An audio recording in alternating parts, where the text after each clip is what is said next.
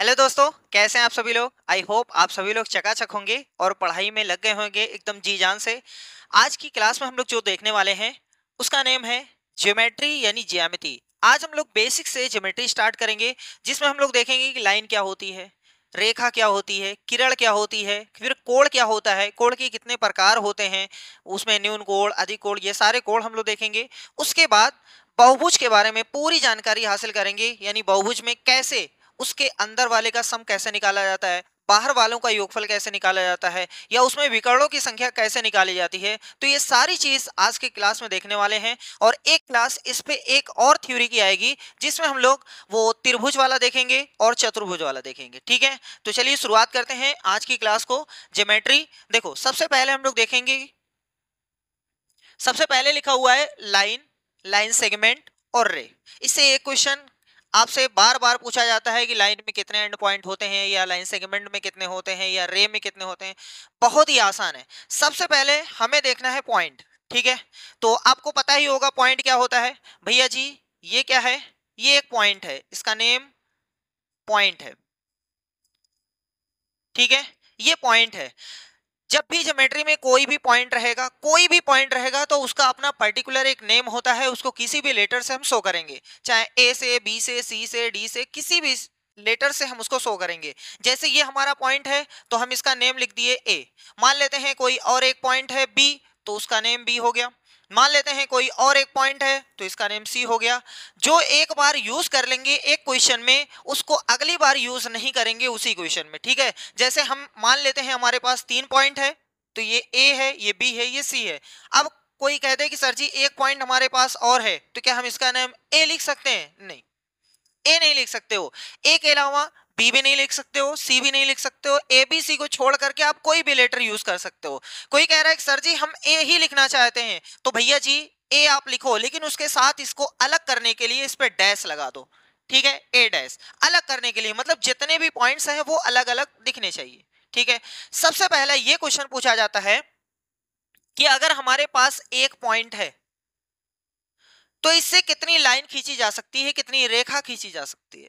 बहुत ही आसान है भैया जी। सबसे पहले हम लोग समझते हैं कि रेखा किसे कहते हैं। देखो यहां पर आराम से देखो, ये हो गई, ये हो गई, और ये हो गई। तीनों में आप ध्यान दीजिएगा, हमेशा लाइन में दोनों साइड एरो लगा होता है। हमेशा लाइन में दोनों साइड एरो लगा होता है। इसका मतलब ये होता है कि ये इधर भी बढ़ सकती है और इधर भी बढ़ सकती है। इधर इनफाइनाइट तक जा सकती है, इधर भी इनफाइनाइट तक जा सकती है। मतलब रेखा की लंबाई नहीं होती है। रेखा चाहे इतनी बड़ी हो सकती है, इतनी बड़ी हो सकती है, इतनी बड़ी हो सकती है, यहाँ से कश्मीर तक हो सकती है, यहाँ से चाइना तक हो सकती है, बांग्लादेश से अफ्रीका तक हो सकती है, कहीं तक भी हो सकती है। ठीक है, समझ में आ रहा है। इसका मतलब ये है उसके एंड पॉइंट नहीं है, कहीं भी जा सकती है, कभी खत्म नहीं होगी। इसीलिए उसके साथ में ये और ये एरो जरूर लगा होता है। ये हमें ये बताता है कि ये इधर इनफाइनाइट तक जा सकती है, इधर जहां तक दुनिया खत्म है वहां तक जा सकती है। सही है। लेकिन लाइन सेगमेंट में क्या होता है, सर जी यहां पर देखो कुछ हमने लगाया नहीं है, तो ये यहां पर खत्म है, यहां पर खत्म है। इसका मतलब इसके बाद हम इधर नहीं खींच सकते हैं, इसके बाद हम इधर नहीं खींच सकते हैं। हमेशा लाइन सेगमेंट का एक लेंथ होती है, एक लेंथ होती है। वो हो सकता है 3 सेंटीमीटर हो, 5 सेंटीमीटर हो, 7 सेंटीमीटर हो, 7.2 हो, या 7.5 हो, कुछ भी हो सकती है। लेकिन उसकी एक पर्टिकुलर लेंथ होती है। जैसे अगर हमसे कह दिया जाए कि एक 3.5 सेंटीमीटर की रेखा खींचो, तो भैया जी हम 3.5 सेंटीमीटर मान लेते हैं, इतना लिखा हुआ है, तो ये है 3.5 सेंटीमीटर। अब इससे बढ़ा नहीं सकते हैं, क्योंकि 3.5 ये इतना ही है, तो कहां बढ़ाएंगे भैया। इसका मतलब ये हुआ कि सर जी ये इधर भी एंड हो गई और इधर भी एंड हो गई, ना इधर बढ़ सकती है ना इधर बढ़ सकती है। तो किसी भी लाइन सेगमेंट के पास दो एंड पॉइंट होता है, एक ये, और इसी का नेम होता है भैया, चाहे जो आप लिख दो ए बी या बी सी या डी ई, कुछ भी आप लिख दो, इसी पॉइंट का नेम ए बी, सही है, एल एम NO कुछ भी आप लिख सकते हो। तो ये है लाइन सेगमेंट और ये है लाइन। लाइन में कोई भी एंड पॉइंट नहीं होता है, क्योंकि ये इधर जा रही है, इधर जा रही है, एंड पॉइंट है ही नहीं, खत्म हो ही नहीं रही है। सही है, समझ में आ रहा है? तो किसी भी लाइन के पास कोई एंड पॉइंट नहीं होता है, कोई भी एंड पॉइंट नहीं होता है, लेकिन लाइन सेगमेंट के पास दो दो एंड पॉइंट होता है। इधर से आई है तो इधर आगे नहीं जा सकती है, इधर भी नहीं जा सकती है, मतलब ये एंड है इसका। ठीक, वहीं रे, रे का मतलब होता है किरण। किरण का मतलब क्या होता है, जैसे जब हम टॉर्च जलाते हैं, तो जैसे मान लेते हैं ये टॉर्च है और यहाँ एक बल्ब लगा है, बल्ब के इधर रोशनी जा रही है, लेकिन पीछे तो नहीं जा रही है ना। अब कोई कहे सर जी हम मोड़ देंगे, अरे भैया आप इधर दे रहे हो, पीछे तो नहीं दे रहे हो ना। इसका मतलब ये हुआ कि सर जी ये एक जगह से निकलती है, एक जगह से निकलती है, लेकिन आगे कहां तक जाती है ये किसी को पता नहीं है। इसका मतलब ये पीछे नहीं जा सकती है, इधर जा सकती है। अगर यही रे ऐसे रहे, यही रे ऐसे रहे, तो इसका मतलब ये इधर नहीं जा सकती, इधर जा सकती है। सही है, इधर इनफाइनाइट तक बढ़ सकती है, इधर नहीं बढ़ सकती है, इधर इनफाइनाइट तक बढ़ सकती है, इधर नहीं बढ़ सकती है। तो यहां से क्लियर हमें दिखाई दे रहा है कि सर जी ये एक एंड पॉइंट इसके पास है और दूसरा एंड पॉइंट गया है तेल लेने, है नहीं उसके पास। ठीक है, तो किरण के पास एक एंड पॉइंट होता है, लाइन सेगमेंट के पास दो एंड पॉइंट होता है, वहीं लाइन के पास कोई भी एंड पॉइंट नहीं होता है। समझ में आ गया? इससे क्वेश्चन जरूर पूछा जाता है भैया। किरण के पास एक होता है, देख लो, या तो इधर रहेगा या तो इधर रहेगा, दोनों तरफ ना लगा दीजिएगा, दोनों तरफ लगाएंगे तो ये तो लाइन सेगमेंट बन जाएगी। सेगमेंट का मतलब ही टुकड़ा होता है, समझ में आ रहा है? तो इसके पास दो होता है, इसके पास कोई नहीं होता है। अब अपने क्वेश्चन पे आते हैं कि सर जी हमारे पास एक पॉइंट है, इस पॉइंट से पास करती हुई कितनी रेखाएं खींची जा सकती हैं? तो इसका आंसर है इनफाइनाइट। देखो, अगर कोई कह रहा है कि सर जी हम एक लाइन ये खींच दिए, ठीक, ये भी है, एरो लगा होना चाहिए, वैसे कुछ लोग लगाते नहीं, कोई दिक्कत नहीं है, बस समझ जाओ हम बोल तो रहे ना लाइन, इसलिए। चलो यहां से तो ये भी जा सकती है, यहां से ये भी जा सकती है, यहां से ये भी जा सकती है, यहां से ये भी जा सकती है, यहां से ये भी जा सकती है। इसका मतलब ये हुआ कि एक पॉइंट से अनंत रेखाएं खींची जा सकती हैं। याद रख लीजिएगा, जितने भी पॉइंट्स हम बोल रहे हैं सब बहुत ही इंपॉर्टेंट है और एकदम बेसिक बता रहे हैं। ठीक है, तो किसी भी पॉइंट से पास करती हुई इनफाइनाइट रेखाएं जा सकती हैं, इनफाइनाइट, किसी एक सिंगल पॉइंट से। लेकिन अगर यही क्वेश्चन बदल दिया जाए कि सर जी यहां तो मान लेते हैं इसका, इस पॉइंट का नेम कुछ भी था, ABC फलाने ठिकाने कुछ भी था, लेकिन अगर हमारे पास एक पॉइंट ये है, एक पॉइंट ये है, मान लेते हैं इसका नेम P है, इसका नेम Q है, इन दोनों से पास करती हुई कितनी रेखाएं जा सकती हैं? इन दोनों से पास करती हुई कितनी रेखाएं जा सकती हैं? तो सिर्फ एक रेखा जाएगी। आप देखो, ध्यान से देखो, सिर्फ यहां से आएगी, यहां से पास करती हुई ऐसे सीधी निकल जाएगी। वैसे हमसे सीधी नहीं हुई है, चलो हम सीधी लाइन खींच देते हैं, फिर से कोशिश करते हैं। लो भैया, सही है, देखो, इससे पास करती हुई और इससे पास करती हुई सिर्फ एक ही रेखा खींची जा सकती है। कोई कहेगा सर जी हम इधर से भी खींचेंगे, इधर से भी खींचेंगे, तब तो दो हो जाएगी। अरे नहीं भैया, चाहे इधर से खींचो चाहे इधर से खींचो, क्योंकि एंड पॉइंट तो है नहीं, चाहे इधर बढ़ाओ। तो इसका मतलब दो पॉइंट से सिर्फ एक रेखा जा सकती है और एक पॉइंट से अनंत रेखाएं जा सकती है। अब क्वेश्चन ये उठता है कि सर जी क्या अगर तीन पॉइंट से कितनी रेखाएं खींची जा सकती हैं? तो तीन पॉइंट से एक रेखा खींची जा सकती है और एक भी रेखा नहीं खींची जा सकती है। ये डिपेंड करता है कि वो पॉइंट्स कहां कहां हैं। जैसे अगर मान लो कि सर जी एक पॉइंट ये है, एक पॉइंट ये है, एक पॉइंट ये है, इसका नेम A है, इसका नेम B है, इसका नेम C है, और हमारी जो रेखा है यहां से आई ऐसे सीधी चली गई, तो ये तो हमें दिखाई दे रहा है कि सर जी हमारी रेखा जो है तीनों पॉइंट से पास करती है, लेकिन हमें पता नहीं है कि पॉइंट कहां है। मान लो एक पॉइंट ये है, एक पॉइंट ये है, एक पॉइंट ये है, तब क्या कोई खींच पाएगा? कहां सीधी रेखा है भैया? अगर इन दोनों से पास कराओगे तो तीसरा छूट जाएगा। सही है, तो तीन पर क्वेश्चन नहीं बनता है, वो तो डिपेंड करेगा तीन पॉइंट कहां कहां दिया है। सही है, इसलिए तीन पर क्वेश्चन नहीं बनता है, क्वेश्चन एक पॉइंट पर बनता है, दो पॉइंट पर बनता है।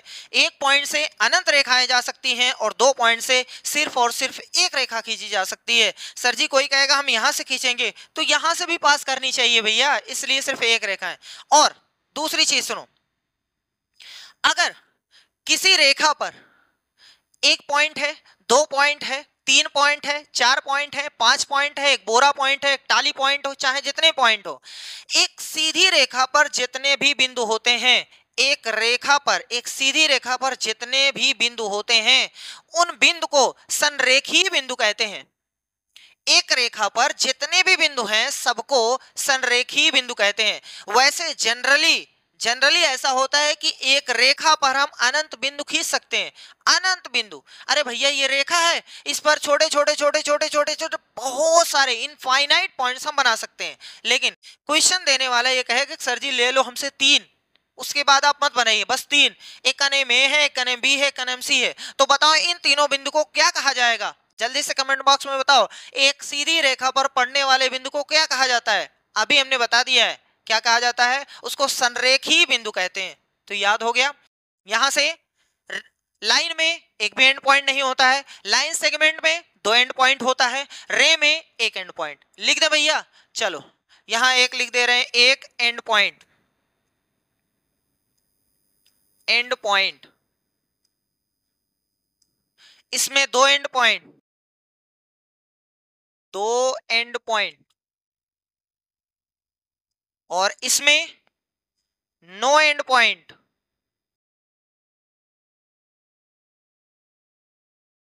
जल्दी से स्क्रीनशॉट रखो, जल्दी से स्क्रीनशॉट रखो, बहुत ही कमाल की चीजें चल रही है, बहुत ही बेसिक चीजें चल रही हैं, लेकिन बहुत ज्यादा इंपॉर्टेंट चीजें चल रही हैं, ये भी याद रखिएगा। चलिए आगे बढ़ते हैं धीरे धीरे कदमों से। कहां पहुंच गए भैया, आ गए हैं पैरेलल लाइंस और इंटरसेक्टिंग लाइंस। अगर दो रेखाएं हैं, अगर दो रेखाएं हैं तो दो ही कंडीशन में हो सकती हैं, या तो वो पैरेलल रहेंगी या तो वो इंटरसेक्टिंग रहेंगी, इसके अलावा कोई भी कंडीशन हो ही नहीं सकती है। अब ध्यान से सुनो, अगर हमारे पास दो लाइन है, अगर हम दो लाइन हमारे पास है तो या तो वो पैरेलल हो सकती है या तो इंटरसेक्टिंग होती है। पैरेलल का मतलब ये होता है कि जैसे एक लाइन ऐसे जा रही है, उसके बाद दूसरी आए ऐसे। हमने यहां लाइन लिखा है, इसका मतलब ये इधर भी खत्म नहीं है, इधर भी खत्म नहीं है, इधर भी खत्म नहीं है, और इधर भी खत्म नहीं है। ठीक है, दो रेखाओं के बीच की दूरी, दो रेखाओं के बीच की दूरी अगर हमेशा समान है, अगर हमेशा समान है तो ऐसी रेखाओं को पैरेलल लाइंस या समान अंतर की रेखाएं कहते हैं, समानांतर रेखाएं कहती हैं, क्योंकि इनके बीच का अंतर जो है वो हमेशा समान रहेगा, हमेशा समान रहेगा। जैसे आपने देखा होगा रेल की पटरी, एक इधर एक इधर, हमेशा बीच की गैप जो है वो बराबर रहता है, हमेशा बराबर रहता है। अरे अब कोई कहेगा एक पटरी दूसरी पटरी काट सकती है, हाँ एक पटरी दूसरी पटरी को काटती है, लेकिन इसका इधर वाला ट्रैक इधर वाला ट्रैक दोनों आपस में नहीं काटते हैं भैया। अगर ये दोनों जिस दिन मिल गए तो ट्रेन पता नहीं कहां चली जाएगी, किसी को पता ही नहीं है। ठीक है, इसका मतलब एक ट्रैक जिस पर एक चक्का चलता है और दूसरा वाला चक्का जो सामने वाला है वो हमेशा, इनके बीच की दूरी हमेशा बराबर होती है, तो इसीलिए इन दोनों लाइंस को समानांतर रेखा कहते हैं। समझ में आया। या फिर ऐसा हो सकता है कि सर जी एक लाइन ऐसे गई, दूसरी लाइन ऐसे गई, तो ये जो रेखाएं हैं एक दूसरे को काट रही हैं, एक दूसरे को प्रतिच्छेद कर रही हैं, इसलिए इनको प्रतिच्छेदी रेखा बोला जाएगा। तो लाइंस दो ही तरीके की हो सकती है, अगर दो लाइन है खींची हुई या तो ऐसे रहेगी या तो ऐसे रहेगी। सही है, अब पहले सुन लो उसके बाद हम और कंडीशन आपको बताते हैं। ये जहां पर ये एक दूसरे को काटते हैं इस पॉइंट को प्रतिच्छेदन बिंदु कहते हैं, इस पॉइंट को इंटरसेक्टिंग पॉइंट कहते हैं। इस पॉइंट का नेम भी कुछ होगा, मान लेते हैं पी, मान लेते हैं P। इस लाइन का नेम भी कुछ होगा, लाइन को जनरली L से लिखा जाता है, तो मान लेते हैं ये L है, ये भी L रहेगा, इसलिए ये पहली लाइन है, ये दूसरी लाइन है। कहीं भी अगर लाइन आपको लिखना है तो L लिख दीजिए। अगर दो लाइन है तो पहले वाले को L1 दूसरे वाले को L2 लिख सकते हो, या अगर नहीं समझ में आ रहा है तो AB CD EF GH कुछ भी लिख सकते हो, कोई दिक्कत नहीं है। ये है इंटरसेक्टिंग लाइन, और इस पॉइंट को इंटरसेक्टिंग पॉइंट बोलते हैं, यानी प्रतिच्छेदन बिंदु कहते हैं। ठीक है, अब कोई कह रहा है कि सर जी हमारे पास एक लाइन ऐसे नन्ही मुन्नी सी जा रही थी, एक लाइन ऐसे और आई, अब सर जी बताइए ये कहां फॉलो कर रहा है, ये तो ना पैरेलल है ना इंटरसेक्टिंग है। तो उसको थोड़ा सा ऐसे दिमाग में ऐसे कहो, भैया थोड़ा सा दिमाग पे जोर दो, आपके पास दिमाग होगा, जोर दो, क्योंकि ये है लाइन, और लाइन हर तरफ बढ़ सकती है, ऊपर की तरफ भी नीचे की तरफ भी। हमें अगर इधर बढ़ाना हुआ तो ये बढ़ेगी भैया, तो क्या होगा, कट जाएगी कि नहीं, सही है ना। इसका मतलब ये प्रतिच्छेद करेगी, प्रतिच्छेद करेगी, क्योंकि ये लाइन है भैया, लाइन तो किधर भी बढ़ा सकते हैं, दोनों एंड पॉइंट उसके पास नहीं है, इधर भी बढ़ सकती है इधर भी बढ़ सकती है। तो बस खाली आपको ऐसे दिख रही थी कि ये ऐसे है ये ऐसे है, लेकिन ये एक्चुअल में इंटरसेक्टिंग लाइन है, इंटरसेक्टिंग लाइन है, दिखाई दे रहा है। बहुत अच्छी बात है। अब कोई आपको बेवकूफ नहीं बना सकता है। इस पॉइंट को मान लेते हैं क्यों, तो ये है प्रतिच्छेदन बिंदु। समझ में आ रहा है। कोई अगर आपसे कह दे कि सर जी देखो एक लाइन ऐसी है और एक लाइन देखो ऐसी है, बताओ कहाँ ये प्रतिच्छेद कर रही है, बताओ कहाँ प्रतिच्छेद कर रही है, तो कह दे कि रुको भैया इसको थोड़ा सा बढ़ा दो, इसको थोड़ा सा बढ़ा दो, देखो यहीं काट दी। आप कैसे कह रहे हो, चलो अगर नहीं सीधी कट रही है तो थोड़ा सा आराम से लो, अब कट गई, कहीं ना कहीं जरूर कटेगी। अगर बीच की दूरी बराबर है तब तो कभी नहीं कटेगी, हमेशा ये सीधी ऐसे चलती रहेगी, कभी नहीं कटेगी, कभी भी नहीं कटेगी। तो अगर दो लाइन एक दूसरे को काट नहीं रही हैं तो मान लीजिएगा कि वो पैरेलल ही है, 101% वो पैरेलल है, ठीक है। और अगर काट रही हैं तो उसको बोलते हैं इंटरसेक्टिंग लाइन। इसमें जितने भी एंगल बनते हैं अभी सबका भांडा फोड़ करते हैं, जितना भी पोस्टमार्टम करेंगे एकदम आराम से, एक एक स्टेप आगे धीरे धीरे बढ़ते हैं। तो पैरेलल लाइंस क्लियर हो गया, इंटरसेक्टिंग लाइंस क्लियर हो गया ना भैया, बहुत अच्छी बात है। कमेंट बॉक्स में जल्दी से बताइए ये क्या है, जल्दी से बताइए। एक लाइन ये है एल और एक लाइन ये है, एक लाइन है ये L2, बताओ ये पैरेलल है या इंटरसेक्टिंग लाइन है, जल्दी से लिखो, जल्दी से कमेंट बॉक्स में आंसर बताओ, ये पैरेलल है कि इंटरसेक्टिंग है भैया, तो जल्दी से आंसर बताओ। सही है, ये है इंटरसेक्टिंग लाइन, आगे बढ़ेगी धड़ से कट जाएगा। सही है, समझ में आ गया, बहुत अच्छी बात है। कोई कह रहा है सर जी ये छोटी पड़ रही इधर कट रही है, अरे भैया इसको भी बढ़ा लेना, कट जाएगी। चलो नेक्स्ट स्लाइड पे चलते हैं, देखते हैं इसमें क्या है। अब हमें पढ़ना है एंगल यानी कोण। सर जी कोण क्या होता है, दो रेखाओं के झुकाव को कोण कहते हैं, दो रेखाओं के झुकाव को कोण कहते हैं। दो रेखाओं के, अगर दो रेखा है एक दूसरे को काट रही है तो जितनी झुकी हुई है उसको कोण कहते हैं। जैसे मान लेते हैं कि सर जी एक रेखा ये है और एक रेखा ये है, ठीक है, ये एक दूसरे को यहां पर काट रही है, तो इसका जो झुकाव है इसी को कोण बोला जाता है, इसी को कोण बोला जाता है। सही भैया, आपको डेफिनेशन से लेना देना नहीं है, अगर याद करना है तो याद कर लो, दो रेखाओं के मध्य बनने वाले झुकाव को कोण कहते हैं, ठीक, ये याद कर लीजिएगा। चलो भैया अब ध्यान से सुनिएगा, यहां पर कोण का नेम भी होता है, जैसे ये हमने ऐसे लिख दिया, इस पॉइंट को नेम देते हैं ए, इस पॉइंट को नेम देते हैं बी, इस पॉइंट को नेम देते हैं सी।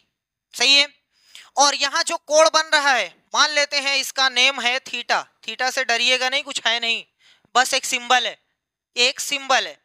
सही है, अब इसका नेम हम तीन तरीके से लिखना बताते हैं, तीन तरीके से, आराम से देखिएगा, तीन क्या चार बता दे रहे हैं, आराम से देखिएगा।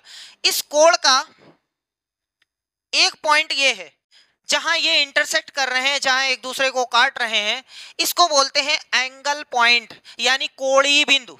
जहां पर कोण बनता है उसको कोणीय बिंदु कहते हैं या एंगल पॉइंट कहते हैं।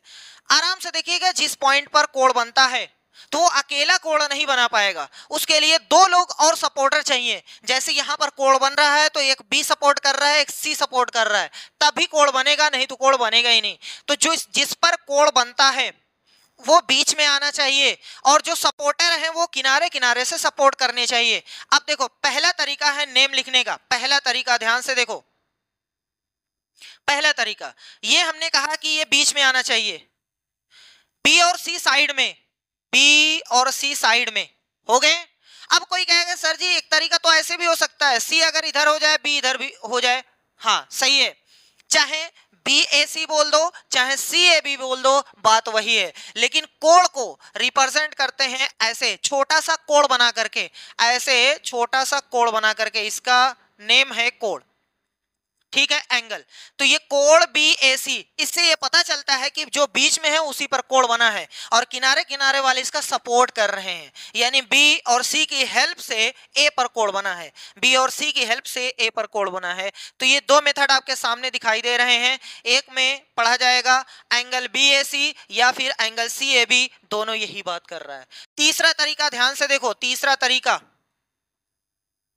कभी कभी ऐसा होता है कि पूरा नहीं लिखा जाता है, सिर्फ एंगल पॉइंट को पटक दिया जाता है। एंगल पॉइंट क्या है, मतलब जिस पर कोण बना है, ए पर बना है, तो इसके लिए इसको एंगल ए बोलेंगे।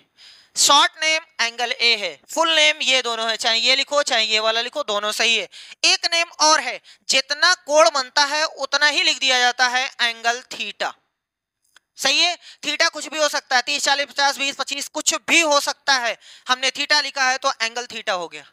सही है, समझ में आ रहा है, कोई दिक्कत तो नहीं है, नामकरण समझ में आ गया, चलो बहुत अच्छी बात है। अगर ये आपके समझ में आ गया है तो इसका जल्दी से नेम बताओ, देखते हैं कौन बता सकता है भैया।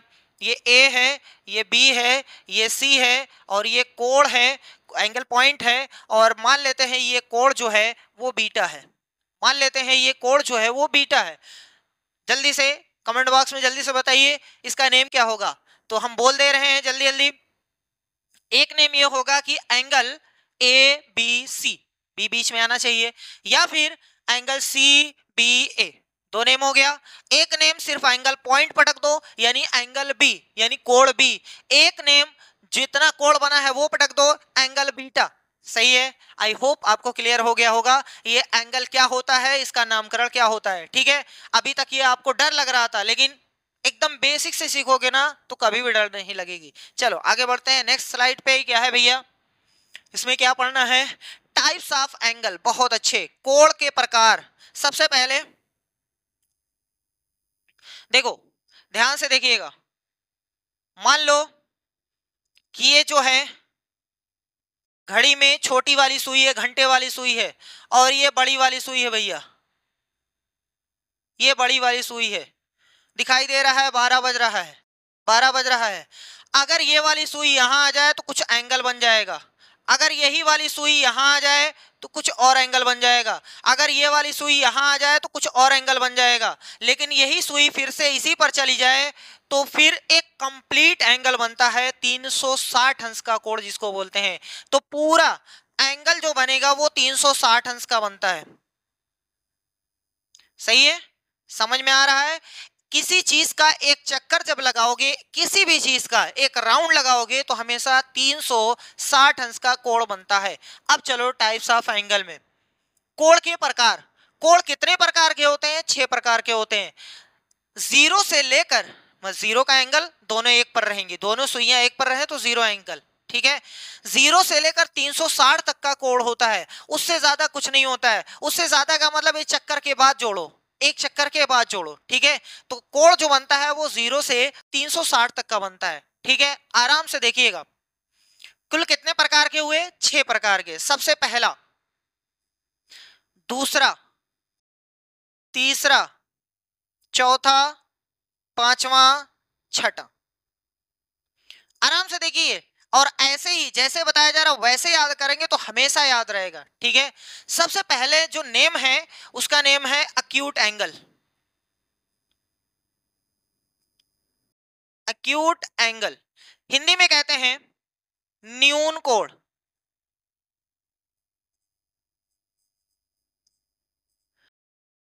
सर जी न्यून कोण कहां से कहां तक होता है, तो याद रखिएगा 0 अंश से बड़ा, 0 अंश से बड़ा,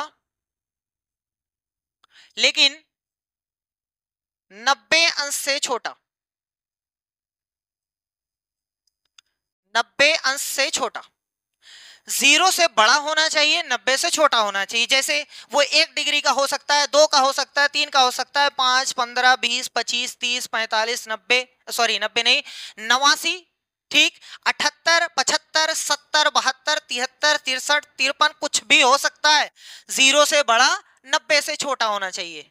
ठीक है, 0 से बड़ा 90 से छोटा। याद रखिएगा, कोई भी अगर दुनिया में आपको ऐसा एंगल बताया जा रहा है कि 0 से उसका मान बड़ा है और 90 से छोटा है तो समझ जाइएगा वो न्यून कोण यानी एक्यूट एंगल की बात हो रही है। समझ में आ रहा है?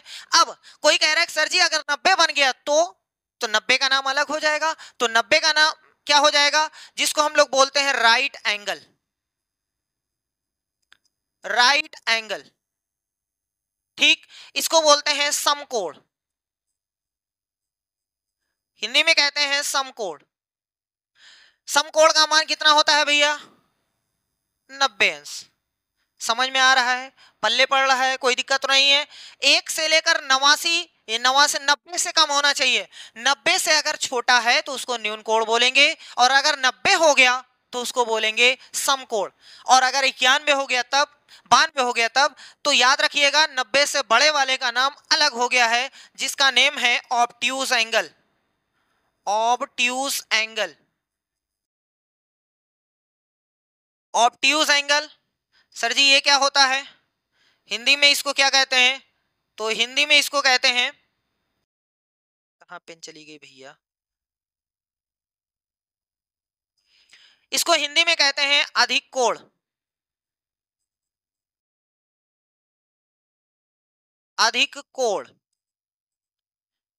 इसका मान क्या होता है? इसका मान 90 से ज्यादा, 180 से कम, यानी इसका मान जो रहेगा वो 90 से बड़ा रहेगा, 90 से बड़ा, लेकिन 180 से कम। याद रहेगा? 90 से बड़ा 180 से कम को बोलते हैं अधिक, क्योंकि 90 से अधिक हो गया इसलिए इसका नाम अधिक कोण है। सही है? 90 से अधिक का मान क्या होगा? नाम क्या होगा? अधिक कोण, यानी जिसको ऑब्ट्यूज एंगल बोला जाता है। 91 को ऑब्ट्यूज एंगल, 92 को, 93 को, 94, 105, 110, 115, 120, 135, 140, 145, 160, 175, 176, 77, 78, 79। सही है? 179 तक या कुछ और पॉइंट में बढ़ जाओ, कोई दिक्कत नहीं है, तो उसका नेम है अधिक कोण। सर जी 180 से कम है, अगर 180 हो गया तो उसका नेम है स्ट्रेट एंगल। उसका नेम है स्ट्रेट एंगल। स्ट्रेट एंगल, जिसको कहते हैं ऋजु कोण। ऋजु कोण, ठीक है, इसका मान 180 अंश होता है। 180, जैसे 90 समकोण है वैसे 180 ऋजु कोण है। सही है? बहुत अच्छी बात है। 180 से ज्यादा हो गया तब उसका नेम हो जाएगा रिफ्लेक्सिव एंगल। रिफ्लेक्सिव एंगल या रिफ्लेक्स एंगल, चलो रिफ्लेक्स ही लिख देते हैं, रिफ्लेक्स एंगल। अगर एनसीईआरटी में देखोगे तो वहां उसका नेम है परिवर्ती एंगल। परिवर्ती एंगल, हम दोनों नेम इसका लिखते हैं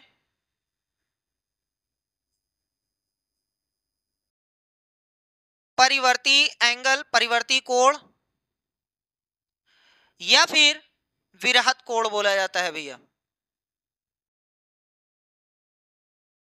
चाहे परिवर्ती कोण याद कर लो, चाहे विरहत कोण याद कर लो। इसका मान कितना होता है? इसका मान जो होता है वो 180 से अधिक, यानी 180 से बड़ा होना चाहिए, और 360 से कम होना चाहिए। 360 से कम होना चाहिए। सही है? 180 से अधिक 190, 200, 210, 220, 230, 250, 260, 299, 300, 310, 320, 300 कुछ भी, 350, 355, 356, 357 कुछ भी लीजिए, लेकिन 360 कम, 360 से कम होना चाहिए। एक लास्ट है जिसको हम लोग बोलते हैं कंप्लीट एंगल। कंप्लीट एंगल, जिसको हम लोग बोलते हैं इसमें संपूर्ण कोण। संपूर्ण कोण, सही है? संपूर्ण कितने का होता है? 360 अंश का। जैसे बताया गया वैसे याद करेंगे तो कभी भी भूलेंगे नहीं। अब एक बार देखिएगा, आराम से देखिएगा, कभी भी नहीं भूलेंगे, बस खाली लाइन से याद होना चाहिए। सबसे पहले न्यून है, उसके बाद सम है, उसके बाद अधिक है, उसके बाद ऋजु है, उसके बाद परिवर्ती कहो या फिर विरहत कहो, चाहे जो कहो दोनों सही है, उसके बाद संपूर्ण है। इधर सीरियल से चल रहा है, 0 से बड़ा, 90 से कम, 90, 90 से बड़ा 180 से कम 180, 180 से ज्यादा उससे बड़ा 360 से कम 360। देखो लिखा हुआ है 6 प्रकार की एंगल है। बहुत अच्छी बात है। अब कुछ एंगल्स का हम यहाँ मान लिखते हैं, उसको आपको जल्दी से बताना है कि वो क्या है। सबसे पहले आपको बताना है 75 डिग्री, 175 डिग्री, 275 डिग्री, ये तीनों का नाम आपको बताना है। 75 डिग्री, 175 डिग्री, 275 डिग्री। जल्दी से बताओ भैया इसका नाम क्या है, कमेंट बॉक्स में जल्दी से बताइए। 75 डिग्री का नाम क्या है, 175 डिग्री का नाम क्या है, 275 डिग्री का नाम क्या है। जल्दी से स्क्रीनशॉट रखिए, आगे बढ़ा जाए धीरे धीरे कदमों से। चलो भैया कहां पहुंच गए, कॉम्प्लीमेंट्री एंगल्स, जिसको हिंदी में कहते हैं पूरक कोण। ये क्या होता है, कॉम्प्लीमेंट्री एंगल्स में हमेशा दो एंगल रहेंगे, हमेशा दो एंगल रहेंगे। याद रखिएगा कितने एंगल, दो एंगल। अगर ऐसे दो एंगल हमारे पास हैं जिनका जोड़ने पर जो सम आ रहा है, योगफल जो आ रहा है, वो अगर 90 अंश हो जाए तो ऐसे दो एंगल्स को हम पूरक कोण बोलते हैं, यानी कॉम्प्लीमेंट्री एंगल बोलते हैं। समझ में आ रहा है कि अगर हमारे पास दो एंगल हैं, अगर हमने उनको जोड़कर देखा कि वो 90 अंश बन रहे हैं दोनों को मिलाने पर, तो समझ जाइएगा वो एक दोनों जो हैं वो कॉम्प्लीमेंट्री एंगल्स हैं। ठीक है, समझ में आ रहा है। ये वाला इसका कॉम्प्लीमेंट कहलाएगा और ये वाला इसका कॉम्प्लीमेंट कहलाएगा। दोनों एक दूसरे के कॉम्प्लीमेंट हैं। ठीक है, दोनों को मिला करके क्या बोला जाएगा, पूरक कोण। समझ में आ रहा है, नहीं आ रहा है। जैसे मान लो कि अगर ये 60 अंश है, ये 30 अंश है, इन दोनों को अगर जोड़ेंगे तो 60 प्लस 30 कितना हुआ, 90 अंश। इसका मतलब ये दोनों जो हैं, ये और ये दोनों पूरक कोण कहलाएंगे। 60 का पूरक 30 है, 30 का पूरक 60 है। सही है, समझ में आया। अगर दो कोणों का योगफल 90 अंश हो जाए तो ऐसे दो कोणों को हम लोग पूरक कोण कहते हैं। अब क्वेश्चन ये कहेगा कि सर जी एक कोण का मान जो है, चलो यहां एग्जांपल बताते हैं। कहेगा कि एक कोण का मान जो है वो x प्लस 15 है और दूसरे का मान जो है वो कुछ भी मान लेते हैं x प्लस 25 है। ये दोनों कोण एक दूसरे के पूरक हैं, तो बताओ x का मान कितना होगा। ये दोनों कोण एक दूसरे के पूरक हैं, तो बताओ x का मान कितना होगा।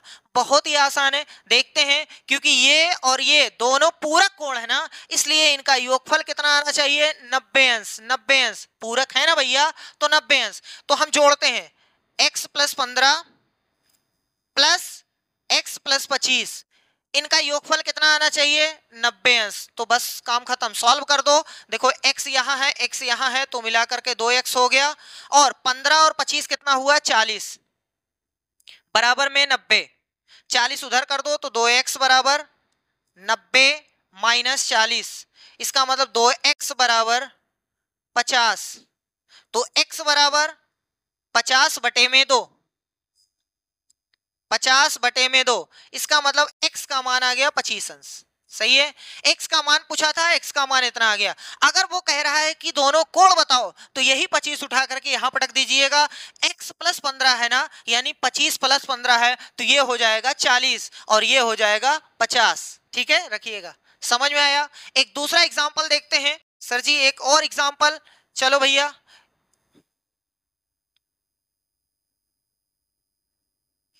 जैसे मान लेते हैं कि हमारा क्वेश्चन ये है कि किसी ने कहा कि पहला कोण दूसरे का दो गुना है, पहला कोण दूसरे का दो गुना है। समझ लो, पहला कोण दूसरे वाले का दो गुना है और दोनों एक दूसरे के पूरक हैं, तो दोनों कोणों का मान बताओ।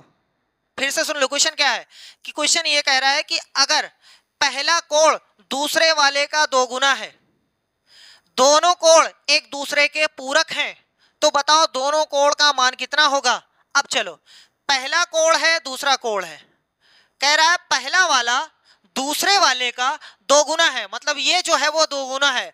अगर ये x रहेगा तो ये 2x हो जाएगा, अगर ये y रहेगा तो ये 2y हो जाएगा, अगर ये गधा रहेगा तो ये दो गधा हो जाएगा। ये दो गुना है। सही है, ये अभी तक पहली इंफॉर्मेशन है। कह रहा है कि दोनों एक दूसरे के पूरक हैं, इसका मतलब अगर दोनों को जोड़ा जाएगा तो 90 अंश आएंगे। सही है, सॉल्व कर दो तो 2 गदहा प्लस 1 गदहा, इसका मतलब 3 गदहा हो गया। 3 गदहा बराबर 90, इसका मतलब x बराबर 90 बटे में 3, 3 एकम 3, 3 त्रिका 9 यानी 30 अंश। x का मान आ गया है 30 अंश। तो पहला वाला कितना हो जाएगा, 2 गुणे x है, 2 गुणे x है यानी 2 गुणे 30 है, यानी पहला वाला हो जाएगा 2 गुणे 30, तो उत्तर आ गया 60।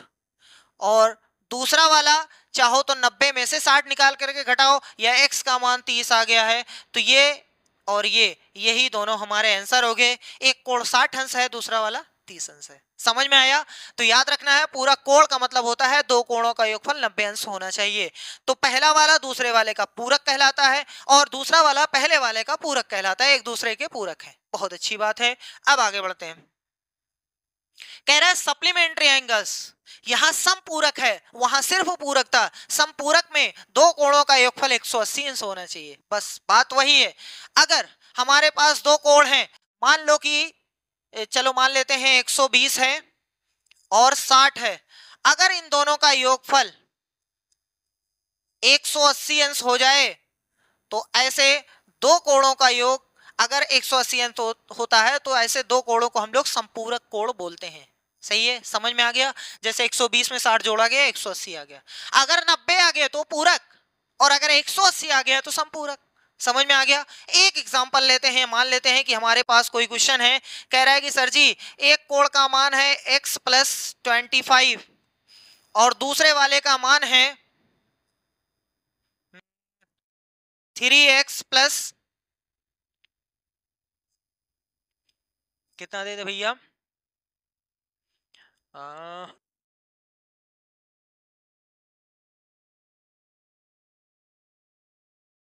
चलो इतना ले लो, कितना लो।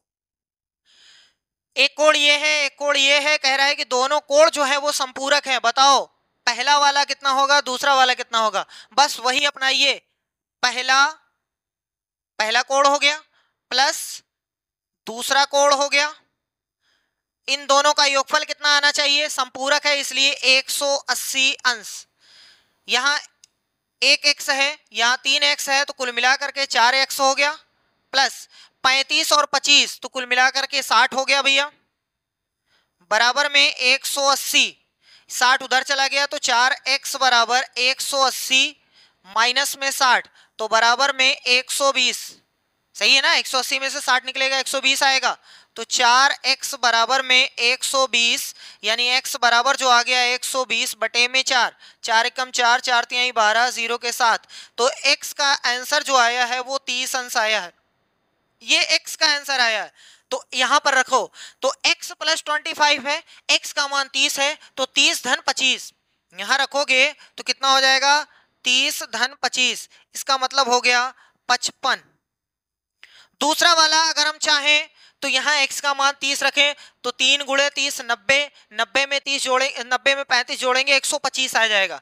दूसरा तरीका आप ऐसा कर सकते हो कि सर जी दोनों का सम कितना 180, 180 में से 55 निकाल दो तब भी आ जाएगा 125। सही है, चाहे जैसे करो, चाहे यहाँ पटक करके, चाहे 180 से माइनस करके। आई होप ये भी क्लियर हो गया होगा। हम फिर से याद दिला देते हैं, पूरक का मतलब 2 का 90, संपूरक का मतलब 2 का 180। चलो आगे देखते हैं। एडजेसेंट एंगल, ये डी जो है वो साइलेंट है, डी को पढ़ना नहीं है भैया। एडजेसेंट एंगल्स यानी आसन्न कोण, आसन का अगर देसी लैंग्वेज में देखा जाए तो पड़ोसी कोण, पड़ोसी कोण एकदम जो आपसे सटा हुआ, जो आपके घर के बगल में जो घर होता है उनके बीच में सिर्फ एक दीवार कॉमन होती है, सिर्फ एक दीवार कॉमन होती है। अरे हमारा घर है, बगल में किसी और का घर है, तो बीच में एक दीवार कॉमन है, तो ऐसे 2 घर उनको पड़ोसी बोला जाता है। वैसे अगर ऐसे 2 कोण जिसमें सिर्फ एक रेखा कॉमन है तो उसको बोलते हैं आसन्न कोण। जैसे मान लो कि ये कोई कोण है और देखो 2 कोण हो गए, एक ये है एक ये है, इन दोनों में चलो मान लेते हैं ये ए है, ये बी है, ये सी है, ये डी है। ये वाला कोण इस वाले कोण के आसन्न कोण है, एडजेसेंट कोण है। क्यों? क्योंकि सर जी इन दोनों कोण में सिर्फ यही एक दीवार जो है वो कॉमन है। अगर ये ना होती तो कोण बड़ा हो जाता, सही है। तो ऐसे दो कोण जिनके बीच में सिर्फ एक लाइन कॉमन होती है तो ऐसे कोण को आसन्न कोण कहते हैं। सही है। चलो अब देखो, ध्यान से देखो, मान लेते हैं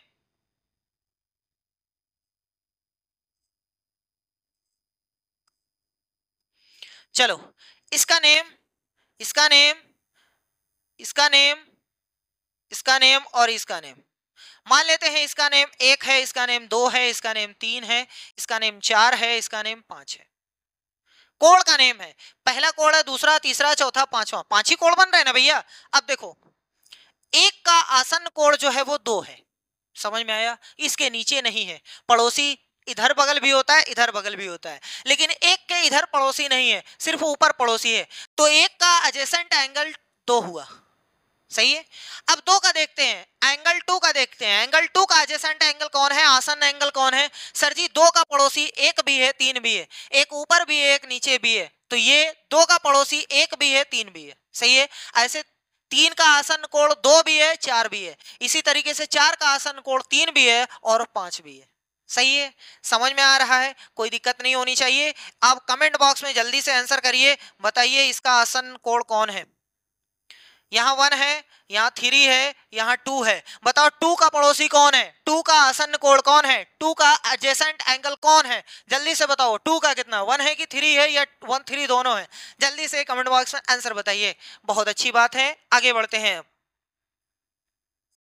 सर जी कहाँ आ गए, लीनियर पेयर्स, बहुत अच्छे। रेखी युग्म, ध्यान से सुनिएगा, रेखी इसका मतलब एक रेखा से बना हुआ है, एक रेखा से बना हुआ है। मान लेते हैं यहाँ कोई पॉइंट P है और एक एंगल यहां आ गया। अब देखो इस रेखा पर दो एंगल आपको दिखाई दे रहे हैं। एक एंगल देखो ये छोटवार वाला और एक थोड़ी बड़वार वाला, एक रेखा पर बन रहे हैं, और एक एंगल यहां है, एक एंगल यहां है, इसलिए पेयर बन रहा है, जोड़ा बन रहा है, इसलिए इनको बोलते हैं लीनियर पेयर्स। समझ में आ रहा है, रेखा पर बन रहा है, रेखी युग्म। अब इसमें प्रॉपर्टी ये होती है कि सर जी ये वाला जो एंगल होता है, मान लेते हैं कि अगर ये 60 है तो ये 120 रहेगा, 100%, 100%। क्यों? क्योंकि एक सीधी रेखा में जितने भी कोण बनते हैं सबका योगफल 180 अंश होता है। फिर से सुन लो, सिर्फ लीनियर पेयर का नहीं, जितने भी एक रेखा में बनेंगे, जितने भी बनेंगे, 2 बने, 4 बने, 15 बने, 20 बने, 50 बने, उससे नहीं मतलब है, लेकिन सबको जोड़ने पर आंसर 180 अंश ही आएगा। जैसे देखो एक का मान 60 है, दूसरे का मान 120 है, जोड़ो तो उनको क्या बोलेंगे, 180। रेखी युग्म है, लीनियर पेयर्स है। दो एंगल नहीं, 2 से ज्यादा भी बन सकते हैं। जैसे एग्जांपल में आपके पास ऐसा भी हो सकता है, ऐसा भी हो सकता है। मान लेते हैं ये 40 है, ये 60 है, ये 50 है, ये 30 है। सही है। सबको जोड़ने पर 180 अंश आना चाहिए, सबको जोड़ने पर। तो ये सब है लीनियर पेयर्स। ऐसे ही आपसे क्वेश्चन पूछा जाता है, क्वेश्चन कैसा रहेगा, ध्यान से देखो। देखो क्वेश्चन ऐसा रहेगा, ए भैया ऐसे सीधी रेखा खींची रहेगी, यहां एक पॉइंट दिया रहेगा P, यहां ऐसे कुछ कोण बने रहेंगे, और दिया रहेगा कि अगर ये है 3x धन 10 और ये है 5x धन 20, कितना हो गया भैया,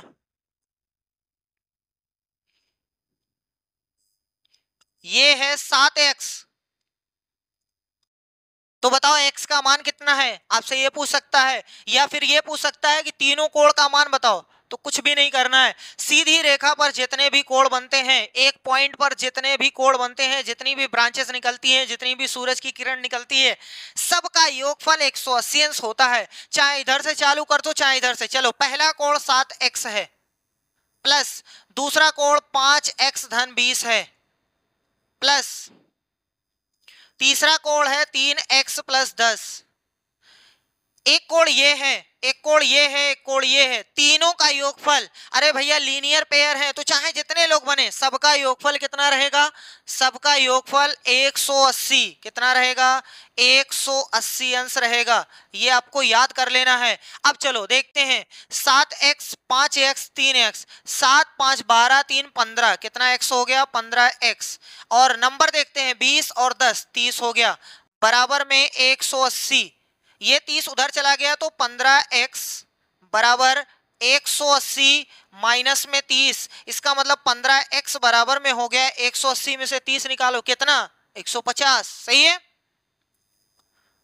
चलो x बराबर 150 ऊपर और इसके नीचे आके बैठेगा 15, 15 एकम 15, 15 दहम्मा 150, तो ये x का मान आया है, x का मान। अगर वो आपसे x का मान पूछ रहा है तो x का मान 10 बताइए, लेकिन अगर वो आपसे पूछ रहा है कि पहला कोण बताओ तो इसी 10 को 7 में गुणा करना है, तो पहला वाला कोण जो हो जाएगा यहां हम निकाल दे रहे हैं 7x, इसका मतलब 7 गुणे में 10, तो उत्तर आ गया 70। दूसरा 5x प्लस 20, 5x प्लस में 20, इसका मतलब 5 गुणे 10 तो 50 हो गया, और प्लस में 20 तो ये कितना हो गया 70। और यहाँ 3x प्लस में 10, 3 गुणे 10 यानी 30 हो गया, धन 10 यानी 40। आप अगर 2 निकाल ले जाओ तो तीसरा अपने आप निकल जाएगा, दोनों को जोड़ करके 180 से घटा देना। सही है, समझ में आ रहा है, कोई दिक्कत तो नहीं है, बहुत अच्छी बात है। जल्दी से आप इसका आंसर बताइए, देखिए आपका कितना आंसर आता है। चलो हमारा क्वेश्चन ये है कि सर जी ये यहाँ है, ये यहाँ है, बस इतना ही है, ज्यादा नहीं है। इसका मान है 3x, इसका मान है 2x, इसका मान है 3x, तो बताओ कोण का मान कितना कितना होगा, 3x वाला कितना होगा, 2x वाला कितना होगा, इसका कितना होगा, जल्दी से बताओ। कुछ अच्छा चेंज कर देते हैं, नहीं तो आप काट नहीं पाओगे, है ना। चलो एक छोटी सी चेंजिंग करते हैं तब बताओ, नहीं तो आपके लिए दिक्कत बन जाएगा। छोटी सी चेंजिंग ये कर देते हैं, ये क्या हो गया ए भैया, चलो 4x, जल्दी से बताओ पहले कोण का मान कितना है, दूसरे कोण का मान कितना है, तीसरे कोण का मान कितना है, जल्दी से बताओ भैया। 3x 2x 4x, वीडियो को पॉज करिए, जल्दी से आंसर बताइए। चलो नेक्स्ट पे हम चलते हैं धीरे धीरे कदमों से, कहां पहुंच गए हैं। अब आ गया है वर्टिकली अपोजिट एंगल, शीर्षाभिमुख कोण। ये क्या होता है sir ji, vertically opposite angle, V O angle, V O angle, V O एक मोबाइल चल रही थी, वर्टिकली अपोजिट एंगल, ठीक है। देखो वर्टिकली अपोजिट एंगल इसे कहते हैं जब दो रेखाएं एक दूसरे को किसी पॉइंट पर प्रतिच्छेद करती हैं, जब दो रेखाएं एक दूसरे को किसी पॉइंट पर प्रतिच्छेद करती हैं तो उनके अपोजिट यानी उनके सामने बना हुआ जो कोण है, अपोजिट एक दूसरे के सामने बना हुआ जो कोण है उसको वर्टिकली अपोजिट बोलते हैं। मतलब मान लो यहां 4 कोण बनते हैं, दिखाई दे रहा है 4 कोण, देखो भैया एक ये है, एक ये है, एक ये है, एक ये है, 4 कोण बन रहा है। तो इसके सामने ये है, इसके सामने ये है, इसके सामने ये है, इसके सामने ये है, तो एक के सामने 3 है यानी कोण ए और कोण 3, ये है वर्टिकली अपोजिट एंगल यानी शीर्षाभिमुख कोण। लिख दें वर्टिकली अपोजिट एंगल, ठीक है। और हमेशा याद रखिएगा वर्टिकली अपोजिट एंगल जो होते हैं आपस में बराबर होते हैं, यानी 1 का मान 3 के बराबर रहेगा तो 3 का मान 1 के बराबर रहेगा, सही है। उसी तरीके से 4 और 2 का मान हमेशा आपस में बराबर रहेगा। Angle 4 is equal to angle 2 या angle 2 is equal to angle 4, तो ये कौन सा कोण है, वर्टिकली अपोजिट एंगल है, सही है, बहुत अच्छी बात है। एक थोड़ा सा और समझ लेते हैं इसी में। कोई कहते हैं सर जी अब बताइए इसमें कौन सा कोण है, कौन सा कोण है, तो आराम से देखिएगा, बहुत आराम से देखिए। मान लेते हैं ये पहला है, ये दूसरा है, ये तीसरा है, ये चौथा है, ये पांचवा है, ये छठा है। 1 2 3 4 5 6, देखो आराम से देखिएगा, 1 के उल्टे में 4 है, 1 के ठीक एकदम सामने 4 है, 1 के सामने 5 नहीं है भैया, 1 के ठीक, अरे भैया देखो देखो देखो आराम से, 1 को बनाने वाली ये लाइन है, 1 को बनाने वाली ये लाइन है, तो अगर ये लाइन इधर चली गई होती और ये लाइन इधर चली गई होती, अगर ये लाइन इधर आ गई होती तो देखो यही एंगल तो बनता। इसी तरीके से जो इनको बना रही है पीछे की तरफ जो जा रही है वो पीछे भी एक एंगल बनाएगी, तो इसका मतलब 1 के उल्टे में 4 है, तो 1 का मान 4 के बराबर होगा, उसी तरीके से 2 का मान 5 के बराबर होगा, उसी तरीके से 3 का मान 6 के बराबर होगा, कोण 3 का मान 6 के बराबर होगा, सही है। समझ में आ गया, कोई दिक्कत तो नहीं है। ये सब कैसे एंगल्स हैं, ये सब कैसे एंगल्स हैं, ये है V O angle, vertically opposite angle, शीर्षाभिमुख कोण। जैसे ये दो उंगली ऐसे कर दो, एक यहां बना एक नीचे बना हुआ एंगल जो है वो वर्टिकली अपोजिट है, सही है, दोनों एक दूसरे के बराबर होते हैं। छोटा सा होमवर्क जल्दी से बताइए, जल्दी से, जितनी जल्दी हो सके। अगर 2 का मान 15 अंश है, अगर 2 का मान एंगल 2 का मान 15 अंश है, तो किस कोण का मान 15 अंश और होगा, जल्दी से बताइए। एंगल 2 का मान अगर 15 अंश है तो किसका मान 15 अंश और होगा, मतलब 2 का मान किसके बराबर, वही पूछना चाह रहे हैं। ठीक, चलो आगे बढ़ते हैं। वर्टिकली अपोजिट भी क्लियर हो गया। अब क्या है, ट्रांसवर्सल, बहुत अच्छी बात है, आराम से समझिएगा ट्रांसवर्सल क्या होती है। क्या होती है ट्रांसवर्सल, यानी एक ऐसी रेखा जिसके बारे में हम लोग पढ़ते हैं ट्रांसवर्सल, वो होती क्या है सर जी, बहुत आराम से सुनिए। अगर एक लाइन है आपके पास जो 2 या 2 से अधिक रेखाओं को, 2 या 2 से अधिक रेखाओं को 2 या 2 से अधिक पॉइंट पर काटे। ओहो सर जी बड़ी दिक्कत है, छोड़ दो, इतना ज्यादा नहीं, इतना एक्सपैंडेड फॉर्म में नहीं पढ़ना है, सिंपल फॉर्म में पढ़ना है सर जी, कम पढ़ेंगे, ज्यादा नहीं पढ़ेंगे। ध्यान से सुनो, एक ऐसी रेखा जो 2 रेखा को 2 अलग अलग पॉइंट पर काटे। फिर से सुनो, एक ऐसी रेखा, एक ऐसी रेखा जो 2 रेखाओं को अलग अलग बिंदु पर काटे, तो वो उस रेखा को ट्रांसवर्सल कहते हैं। एक ऐसी रेखा जो 2 रेखाओं को अलग अलग बिंदु पर काटे तो उसको बोलते हैं ट्रांसवर्सल। ठीक है, यानी अनुप्रस्थ रेखा। सर जी समझ में नहीं है, प्रैक्टिकल में देखो, एक रेखा ऐसी है, एक रेखा ऐसी है, एक तीसरी रेखा आई, ऐसे चली गई, एक एक बिंदु पर यहां काटी है, एक बिंदु पर यहां काटी है, तो इस रेखा को हम लोग बोलते हैं ट्रांसवर्सल। इसको क्या बोलते हैं, ट्रांसवर्सल। समझ में आया, नहीं पल्ले पड़ा। सर जी आप क्या कहना चाह रहे हैं कि अगर ऐसे हो जाए तो, जैसे ये दोनों रेखाएं हैं, ये दोनों रेखाएं हैं, और तीसरी वाली रेखा आई, तीसरी वाली रेखा आई यहां से काटती हुई चली गई, तो इसको ट्रांसवर्सल नहीं बोलेंगे।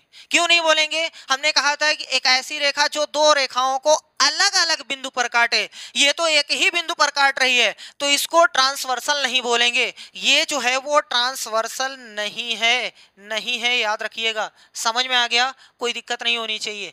अब जो ट्रांसवर्सल रहती है, हम लोग जो पढ़ेंगे वो पैरेलल लाइंस को काटेगी, पैरेलल लाइंस पे।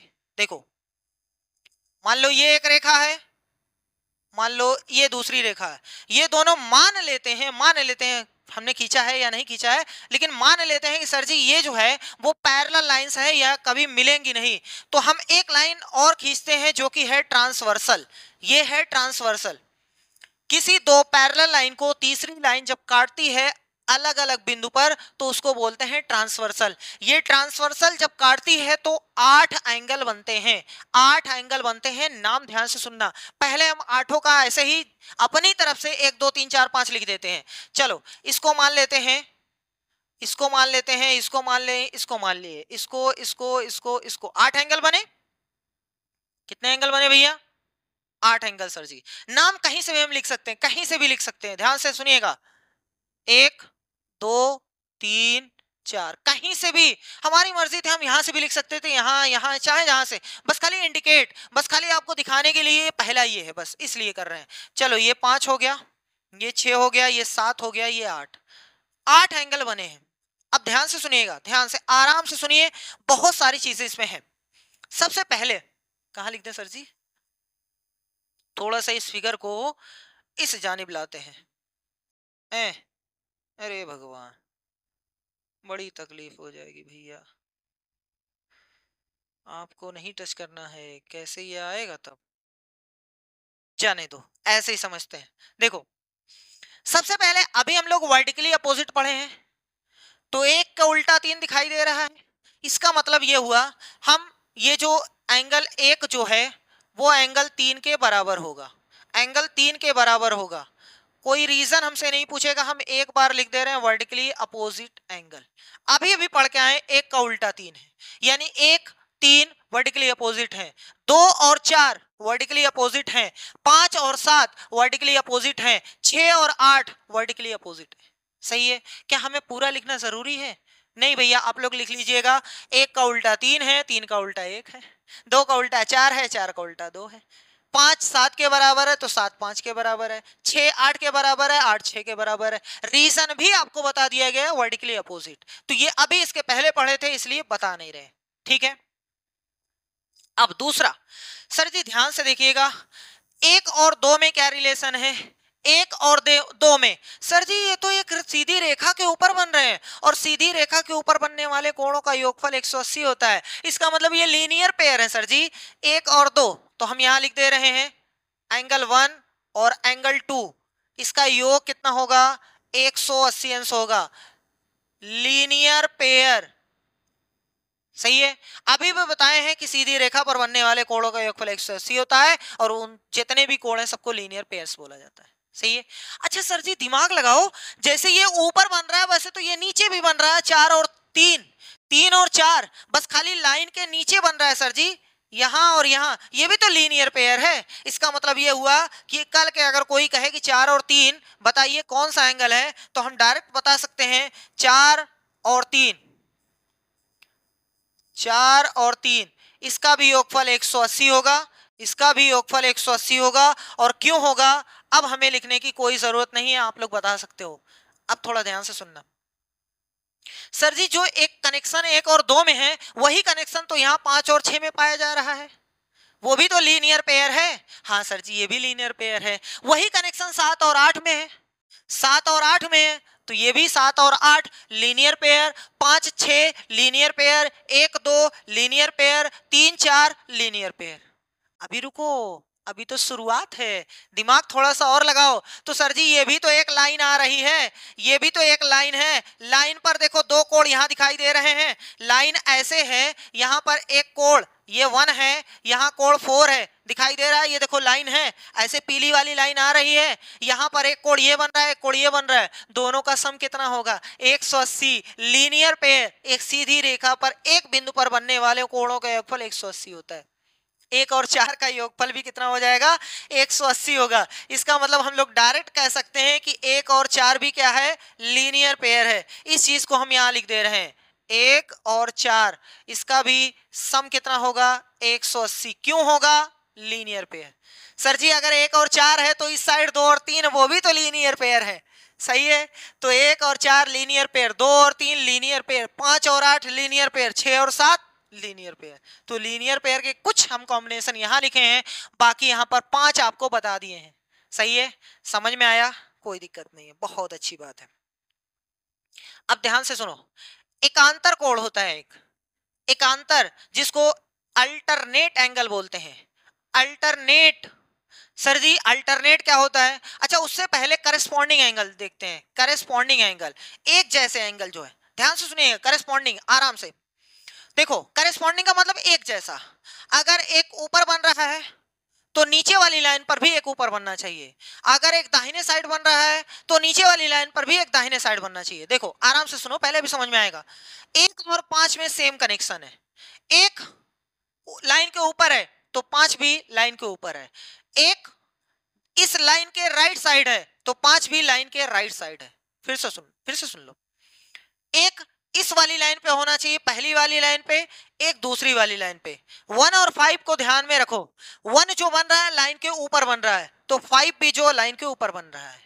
ये 1 जो है पीली वाली लाइन के दाहिने साइड है, पीली वाली लाइन के दाहिने साइड है, इसका मतलब एक जैसा है, उसी को बोलते हैं करेस्पॉन्डिंग एंगल्स, उसी को बोलते हैं करेस्पॉन्डिंग एंगल। हिंदी में कहते हैं संगत कोण। संगत कोण एक जैसा कोण है, इसका मतलब 1 और 5, एंगल 1 और एंगल 5 ये एक जैसा कोण है, संगत कोण है, इसलिए ये आपस में बराबर होता है, और इंग्लिश में कहते हैं करेस्पॉन्डिंग एंगल्स। करेस्पॉन्डिंग एंगल्स या हिंदी में संगत कोण कहते हैं। संगत कोण, करेस्पॉन्डिंग एंगल। सही है। जैसे एक है वैसे ही 5 है, और दोनों कोण का मान बराबर होगा। बहुत अच्छी बात है। वैसे 2 है वैसे 6 है, 2 लाइन के ऊपर है तो 6 भी लाइन के ऊपर है, 2 पीली वाली लाइन के लेफ्ट साइड है तो पीली वाली लाइन की लेफ्ट साइड ये भी है, इसका मतलब 2 और 6 ये भी क्या रहेगा? Corresponding angle. बहुत अच्छी बात है। और कोई है? हाँ सर जी, जो आप 3 है ना वो लाइन के नीचे है, तो ऐसे 7 भी जो है ना वो लाइन के नीचे है। 3 जो है ना वो पीली वाली लाइन के लेफ्ट है, तो पीली वाली लाइन के लेफ्ट 7 भी है। इसका मतलब 3 और 7 ये भी क्या है? करेस्पॉन्डिंग एंगल है, ये भी आपस में बराबर रहेगा। एक और बच रहा है सर जी 4 और 8। 4 और 8 ये भी क्या है? संगत कोण है, सब करेस्पॉन्डिंग एंगल है। कोई दिक्कत?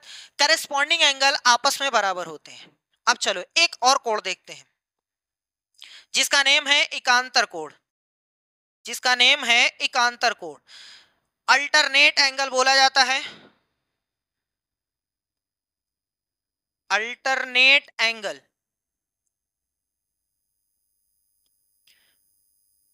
एकांतर कोण। सर जी ये क्या होता है? पहले एक चीज ये जानो कि एकांतर कोण जैसे संगत बराबर था वैसे एकांतर भी बराबर होगा। अब एकांतर का मतलब एकदम उल्टा चलता है। एकदम उल्टा का मतलब अगर ये वाला ऊपर है लाइन के तो ये वाला नीचे रहेगा, अगर ये वाला राइट है तो ये वाला लेफ्ट रहेगा। एकदम एकांतर है, मतलब एक के अंतर पे बन रहा है। सही है? ध्यान से सुनिएगा। जैसे हम 1 की बात कर रहे हैं, 1 की बात, तो 1 देखेंगे, 1 तो लाइन के ऊपर है, तो अगला वाला जो एंगल होना चाहिए वो लाइन के नीचे होना चाहिए। तो लाइन के नीचे 7 और 8, यानी 1 का जो कनेक्शन है, एंगल 1 का जो कनेक्शन है वो या तो 7 के साथ रहेगा या तो 8 के साथ रहेगा। हमने यही तो बताया, एक लाइन के ऊपर होना चाहिए, एक लाइन के नीचे होना चाहिए। तो अगर हम 1 की बात करते हैं, 1 की बात, तो लाइन के ऊपर है तो यहाँ लाइन के नीचे होना चाहिए, तो 7 या तो 8। अब ध्यान से सुनो, पीली वाली लाइन के राइट में है तो इधर पीली वाली लाइन के लेफ्ट में होना चाहिए। तो 1 का कनेक्शन 7 के साथ है, ये लेफ्ट में है ना, तो 1 का कनेक्शन 7 के साथ है। इसको हम लोग अल्टरनेट एंगल बोलते हैं। एकदम उल्टा, अगर वो ऊपर है तो ये नीचे होना चाहिए, अगर ये राइट में है तो ये लेफ्ट में होना चाहिए। और देखो एंगल 2 का देखते हैं। एंगल 2 का, सर जी 2 वाला लाइन के ऊपर है तो ये लाइन के नीचे होना चाहिए, ये लाइन के लेफ्ट में है, पीली वाली लाइन के लेफ्ट में है तो ये पीली वाली के राइट में होना चाहिए, यानी 2 और 8। 2 और 8 ये दोनों आपस में बराबर होंगे। अल्टरनेट एंगल आपस में हमेशा बराबर होते हैं। वर्टिकली अपोजिट बराबर होते हैं, करेस्पॉन्डिंग बराबर होते हैं, लीनियर पेयर उनका सम 180 होता है। चलो आगे बढ़ते हैं सर जी। ऐसे ही क्या अगर हम 4 का देखें, अगर हम 4 का देखें, अगर हम 4 का एंगल 4 का देखें तो इसका मान किसके बराबर होगा? 4 को पहले पोस्टमार्टम करते हैं। 4 है कहां? लाइन के नीचे, तो यहां लाइन के ऊपर होना चाहिए, या तो 5 या तो 6। सही है? या तो 5 या तो 6। तो सर जी 4 जो है वो लाइन के पीली वाली लाइन के राइट में है, तो पीली वाली लाइन के लेफ्ट में आना है, यानी 4 का कनेक्शन 6 के साथ है। सही है? ऐसे ही 3 का कनेक्शन देख लीजिएगा 5 के साथ है। समझ में आया? बहुत अच्छी बात है। अब ध्यान से सुनिएगा, सर जी लिखा रहता है अल्टरनेट इंटीरियर एंगल, आंतरिक कोण। अंदर का कैसे? अरे कुछ भी नहीं है। देखो अगर हम इसको ऐसे ज्वाइन कर दें, मान लेते हैं अंदर, तो ये देखो 3 4 5 6 ये बंद हो गए, इनको बोलते हैं आंतरिक यानी इंटीरियर। और 1 2 7 8 ये बाहर हैं, इनको बोलते हैं एक्सटीरियर। जो अंदर इंटीरियर, जो बाहर एक्सटीरियर। तो इसको देखो 4 और 6 ये अंदर है, 3 5 अंदर है, इसलिए इसको बोला जाता है, इसको बोला जाता है। अगर याद हो जाए तो अच्छी बात है, नहीं याद तो कोई दिक्कत नहीं। इंटीरियर है इसलिए इसको अल्टरनेट इंटीरियर एंगल्स बोलते हैं। ये सब बाहर है, 1 7 2 8 सब बाहर हैं, इसलिए इन सबको एक्सटीरियर एंगल बोलते हैं, बाह्य कोण बोलते हैं। याद हो जाए तो अच्छी बात है, नहीं याद होगा कोई दिक्कत की बात नहीं है। सही है? समझ में आया? अब सर जी इतनी बकवास करने से फायदा क्या मिला? इतनी बकवास करने से सबसे पहले डायरेक्ट पूछा जाता है क्वेश्चन, और कभी कभी ऐसे क्वेश्चन होता है, जैसे देखो एक ट्रांसवर्सल हम खींचेंगे, 8 एंगल बनते हैं, 8 में सिर्फ एक बताएंगे, आप 7 खुद बता दोगे। चलो एग्जांपल देखते हैं। जैसे ध्यान से देखिए, जैसे मान लो कि ये हमारा क्वेश्चन ये बनने वाला है, एक ट्रांसवर्सल आई ऐसे, चलो इधर का ना हो, अगर इधर का हो तब भी ट्रांसवर्सल ही कहेंगे, ठीक है? अलग अलग तरीके से आपको बता दे रहे हैं। चलो भैया मान लेते हैं इसका मान जो है कितना दे दें, 60 अंश। अभी भी 7 एंगल गायब है, सातों का मान आप बता सकते हो, सातों का मान तुरंत आ जाएगा। ध्यान से देखिए, एक पहले करने दीजिए उसके बाद आप बताइएगा।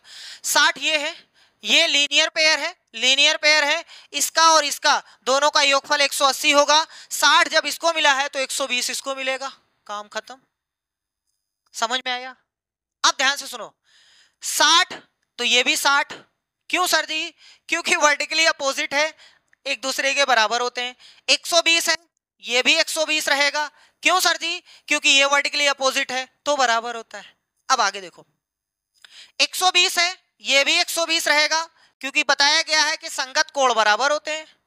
60 ये है तो ये भी 60 रहेगा, ये भी, क्योंकि संगत कोण बराबर होते हैं।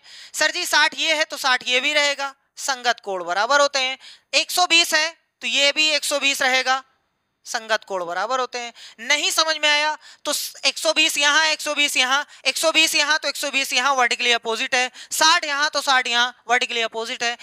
अल्टरनेट से भी कर सकते हो, वर्टिकली अपोजिट से कर सकते हो, लीनियर पेयर से कर सकते हो, अल्टरनेट एक्सटीरियर, चाहे जिससे करोगे आंसर इतना ही आएगा।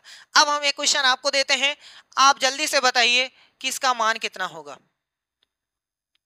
सर जी यहाँ x है, यहाँ 2x है, तो इस वाले का मान कितना होगा? इस वाले का मान कितना अंश होगा, कितना डिग्री होगा, ये आपको बताना है होमवर्क में। कितना अंश होगा, कितना अंश में मान बताना है, अंश में 40, 50, 45, 55 कितना होगा ये आपको बताना है इसका मान। देखते हैं कौन बता सकता है। ठीक है, लगाओ दिमाग, सब कुछ पढ़ाया गया है। चलिए आगे बढ़ते हैं अगले क्वेश्चन की ओर। अगला क्या कह रहा है? पॉलीगन। अब यहां से स्टार्ट है, बहुत सारी चीजें आपको बता दिया गया है। अब पॉलीगन स्टार्ट करते हैं जिसका नेम है बहुभुज।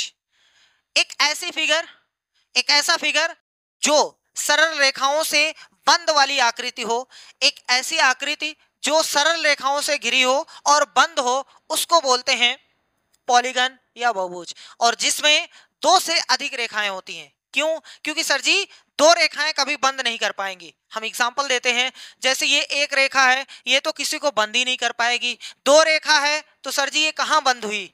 दो रेखाएं कभी बंद आकृति बना ही नहीं सकती हैं। दो सरल रेखाएं, सीधी रेखाएं कभी भी बंद आकृति नहीं बना सकती हैं। इसलिए those figures which have more than two sides and close figure is known as polygon। सही है, ऐसे फिगर जिनके पास दो से ज्यादा साइड हो और बंद आकृति हो तो उनको बोलते हैं पॉलीगन। समझ में आ रहा है? चलो इसके रेस करते हैं। दो से ज्यादा साइड, 3 वाले को भी बोलेंगे, 4 वाले को भी बोलेंगे, 5 वाले को भी बोलेंगे, 6 वाले को। जैसे मान लो कि इसमें 3 साइड है, ओहो, मान लो कि इसमें 3 साइड है तो ये एक पॉलीगन हो गया। क्यों हो गया? क्योंकि इसमें 3 साइड है भैया, इसमें 3 साइड है इसलिए पॉलीगन है। किसी में 4 साइड हो तो ये पॉलीगन है, किसी में 5 साइड हो तो ये पॉलीगन है। अभी सबके बारे में हम लोग एक एक करके पढ़ेंगे, लेकिन सबसे पहले ये समझ जाए पॉलीगन क्या होता है। पॉलीगन बंद फिगर होना चाहिए और दो से ज्यादा सरल रेखा होनी चाहिए। कभी आप इसको पॉलीगन न कहिएगा। जैसे ये 3 साइड है लेकिन बंद फिगर नहीं, इसलिए ये पॉलीगन नहीं है। कोई कहे कि सर जी क्या ये पॉलीगन है कि नहीं है, जल्दी से बताइए। नहीं सर जी ये भी पॉलीगन नहीं क्योंकि ये बंद नहीं है, याद रख लीजिएगा। ठीक है, बहुत अच्छी बात है। अब मान लेते हैं कोई एक पॉलीगन है, मान लेते हैं कोई एक पॉलीगन है। ध्यान से देखिएगा, तो एक बिंदु ये है, एक बिंदु ये है, एक बिंदु ये है, एक बिंदु ये है, एक बिंदु ये है। इन सब को बोला जाता है वर्टिक्स। इन सब को क्या बोला जाता है? वर्टिक्स।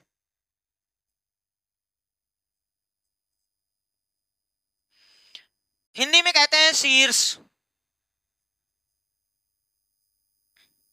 कितने शीर्ष हैं? 5। याद रखिएगा, जितने शीर्ष उतनी भुजा, या जितनी भुजा उतने शीर्ष होते हैं। जितनी भुजा उतने शीर्ष होते हैं। देखो मान लो कि A B C D E, तो शीर्षों की संख्या 5 है। 1 2 3 4 5, 5 भुजा भी है। एक का नाम ए बी है, दूसरे का नाम बी सी है, फिर सी डी है, फिर डी ई है। 5 भुजा, सही है। अरे देख लो, A B B C C D D और ई ए, 5 भुजा है। 5 शीर्ष है, जितने शीर्ष उतनी भुजा, या जितनी भुजा उतने शीर्ष होते हैं। समझ में आ गया? अब यहां पर आते हैं। सर जी शीर्ष तो समझ में आ गया, लेकिन कभी कभी लिखा रहता है ये क्या लिखा है सर जी बताइए तो तब जाने। एडजेसेंट साइड्स, आसन्न भुजाएं, आसन्न भुजाएं। सर जी ये क्या होता है? कुछ भी नहीं भैया, भुजाएं है ना, भुजाएं हैं, यहां रहेगा, कहीं भी लगा लीजिएगा। आसन्न भुजाएं, ये वर्ड आ चुका है। एडजेसेंट का मतलब होता है पड़ोसी, जो सटा हुआ हो, जिसमें कॉमन एक ही चीज हो। ध्यान से सुनिएगा सर जी, एक साइड ए बी है और दूसरी साइड मान लो कि अगर ये वाली देखा जाए तो इन दोनों में कॉमन एक वर्टिक्स है, एक ही वर्टिक्स कॉमन है। ये दोनों को जो कनेक्ट कर रहा है, दोनों को जोड़ रहा है, इधर वाला इससे कनेक्ट है, इधर वाला भी इससे कनेक्ट है। तो अगर दो भुजाओं के बीच में सिर्फ एक वर्टिक्स है, सिर्फ एक वर्टिक्स कॉमन है, तो समझ जाइएगा ऐसी भुजाओं को हम लोग एडजेसेंट साइड या आसन्न भुजाएं कहते हैं। जैसे ए बी का पड़ोसी ए है, वैसे ही ए बी का पड़ोसी बी सी भी है। सही है। अगर कोई कहे कि सीडी का पड़ोसी बताओ, सीडी का पड़ोसी बताओ, सीडी का पड़ोसी, तो सीडी का पड़ोसी बीसी भी है और सीडी का पड़ोसी डीई भी है। सही है, आसन्न भुजाएं ये सब हुई। और अगर कोई कहे कि क्या सर जी बीसी एई, बीसी एई ये दोनों आसन्न भुजाएं हैं? नहीं, ये दोनों आसन्न भुजाएं नहीं है, क्योंकि इन दोनों में कॉमन ये दोनों चीजें हैं, बीच में एक घर का फासला है, इसलिए नहीं। समझ में आ गया? बहुत अच्छी बात है। यही चीज एडजेसेंट वर्टिक्स भी होता है। थोड़ा सा आगे बढ़ गए हैं, लेकिन अगर हजम हो जाए तो अच्छी बात है, नहीं तो कोई बात नहीं है। देखो ऐसे दो वर्टिक्स जिसके बीच में सिर्फ एक भुजा हो, सिर्फ एक भुजा हो, तो उसको एडजेसेंट वर्टिक्स बोलते हैं। जैसे एक वर्टिक्स ये है, एक वर्टिक्स ये, इसके बीच में एक भुजा है ना, तो उसको बोलते हैं एडजेसेंट वर्टिक्स। समझ में आया? चलो सर जी, एक वर्टिक्स यहाँ है, एक वर्टिक्स यहाँ है, बीच में एक ही भुजा है ना, इसको बोलेंगे बी और सी, एडजेसेंट है। बी का पड़ोसी ए भी है, बी का पड़ोसी सी भी है, वर्टिक्स की बात हो रही, शीर्ष की बात हो रही है। बी का पड़ोसी ए भी है, बी का पड़ोसी सी भी है, सी का पड़ोसी डी भी है, सी का पड़ोसी बी भी है, ई का पड़ोसी डी भी है और ए भी है, लेकिन सी ए का पड़ोसी नहीं है। बहुत दूर की बात है, बीच में ई वाला कॉमन है। सही है, बहुत अच्छी बात है। अब सर जी ध्यान से सुनिएगा, यहीं पर थोड़ा सा हम लोग जान जाते हैं विकर्ण। विकर्ण क्या होता है? विकर्ण, विकर्ण आप बार बार सुनते हैं कि विकर्ण एक्चुअल में आप इसको सिर्फ जानते हैं, लेकिन सही तरीके से हो सकता ना जानते हो। डायगोनल कहते हैं, डायगोनल।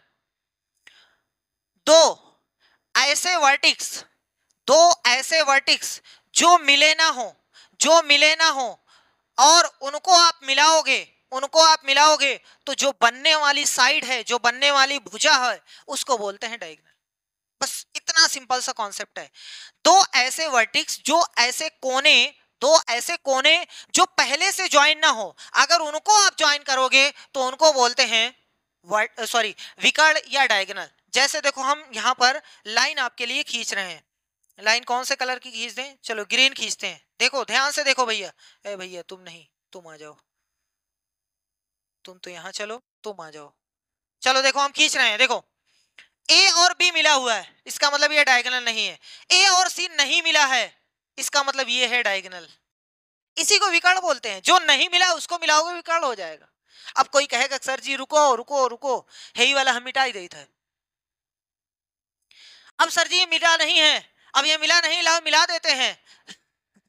ये मिला नहीं है तो सबसे पहले पॉलीगन ही नहीं है, बहुभुज ही नहीं, तो कहां से आप इसमें कुछ कूदोगे? यहाँ पे कुछ आप कर ही नहीं सकते हो। इसका मतलब सबसे पहले वो बहुभुज होना चाहिए, तो ये ऑलरेडी मिला रहेगा। और मिला है तो मिलाने की कोई जरूरत नहीं, उसको हम लोग विकर्ण नहीं बोलेंगे। सही है। क्या सर जी बी और ई मिला है? नहीं मिला है। ओहो, बी और ई नहीं मिला है। अगर हम बी और ई को मिलाते हैं तो इससे बनने वाली जो भुजा बनेगी उसका नेम है विकर्ण। ए और डी मिला है? नहीं मिला है। अगर हम इसको मिलाते हैं तो ये है विकर्ण। किसी बहुभुज में कितने विकर्ण खींचे जा सकते हैं, अभी आगे बढ़ेंगे। सबसे पहले हम आपको दिखाते हैं विकर्ण क्या होता है। जो नहीं मिला है उसको मिला दो, उसको विकर्ण बोलते हैं। जैसे देखो बी और डी नहीं मिला है, इसको विकर्ण बोलते हैं। समझ में आया? अब नहीं मिला पाओगे, इसकी भी लिमिट है। सही है, समझ में आ गया? बहुत सारी चीजें आपको बता दी गई है। पॉलीगन का मतलब होता है दो से ज्यादा साइड होनी चाहिए और बंद आकृति होनी चाहिए। ठीक है, जो पड़ोसी वाले होते हैं उनको पड़ोसी का वर्टेक्स बोलते हैं, एडजेसेंट वर्टेक्स बोलते हैं। सही है, चलो आगे बढ़ते हैं, देखते हैं क्या है इसमें। रेगुलर पॉलीगन सम या नियमित बहुभुज और इर्रेगुलर विषम या अनियमित बहुभुज। एक ऐसा बहुभुज जिसकी सभी भुजाएं बराबर हो, जिसकी सभी भुजाएं बराबर हो तो उसको बोलते हैं रेगुलर पॉलीगन। और अगर सभी भुजाओं में से एक भी भुजा अलग भागी, एक भी भुजा अगर अलग भागी, सिर्फ एक भुजा अगर अलग भाग गई ना, तो इसका मतलब सब बराबर नहीं है। अगर सभी बराबर नहीं है तो उसको बोलते हैं इर्रेगुलर। सही है, जैसे हम आपके लिए ये बनाते हैं, चलो देखो भैया, अगर ये है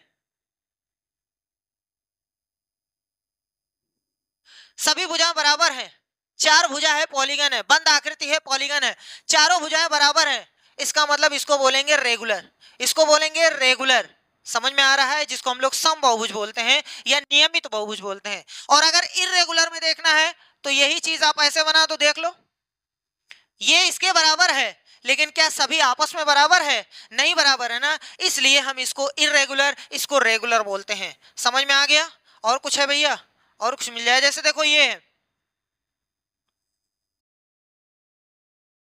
पता नहीं हमसे बराबर बनेगा कि नहीं, मान लीजिएगा कि बराबर है, मान लीजिए कि बराबर है, ये वाली भुजा, ये वाली, ये वाली, ये वाली, ये वाली सब आपस में बराबर है।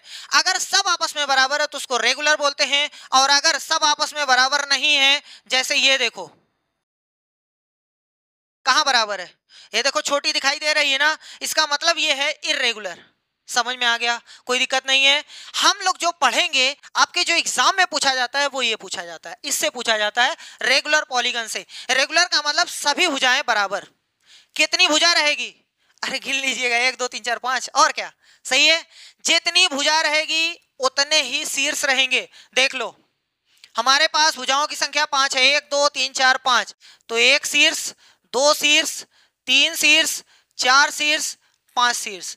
यहां भुजाओं की संख्या 4 है, 1 2 3 4। ये जो हम दो लाइन खींच रहे हैं, इसका मतलब ये हुआ कि ये बराबर है, इसका वाला इसके बराबर है, सब आपस में बराबर है। अब देखो इसमें कितने शीर्ष हैं, 1 2 3 4। जितनी भुजा उतने शीर्ष और उतने ही कोण बनेंगे, उतने ही कोण बनेंगे। देख लो, एक कोण यहां है, एक कोण यहां है, एक कोण यहां है, एक कोण यहां, कितने कोण हो गए? 4। यहां पर 1 2 3 4 5, 5 भुजा तो 5 कोण। हमें यही पढ़ना है, हमें यही पढ़ना है। ठीक, अभी सारी चीजें आएंगी, जिसका आप वेट कर रहे हैं सारी चीजें आएंगी, लेकिन धीरे धीरे आएंगी, आपके थोड़ा सा जल्दीबाजी से नहीं आएंगी। ठीक है, चलो भैया आगे देखते हैं। आगे क्या है सर जी? कॉन्वेक्स पॉलीगन और कॉनकेव पॉलीगन। ध्यान से सुनो, हम बना के आपको पहले दिखाते हैं कैसे बनाए। चलो मान लो ऐसे,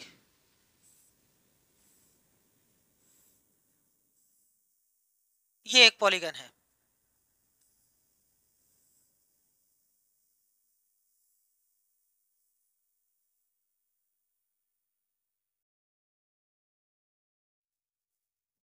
देखो ये पॉलीगन और ये पॉलीगन में फर्क है। क्या फर्क है? क्या फर्क है? तो पहला तरीका ये है, अगर एक ऐसा डायगोनल खींचो, एक ऐसा डायगोनल खींचो जो आपके फिगर के बाहर चला जाए, जो आपके फिगर के बाहर चला जाए, तो उसको बोलते हैं कॉनकेव, उसको बोलते हैं अवतल, उसको बोलते हैं अवतल बहुभुज।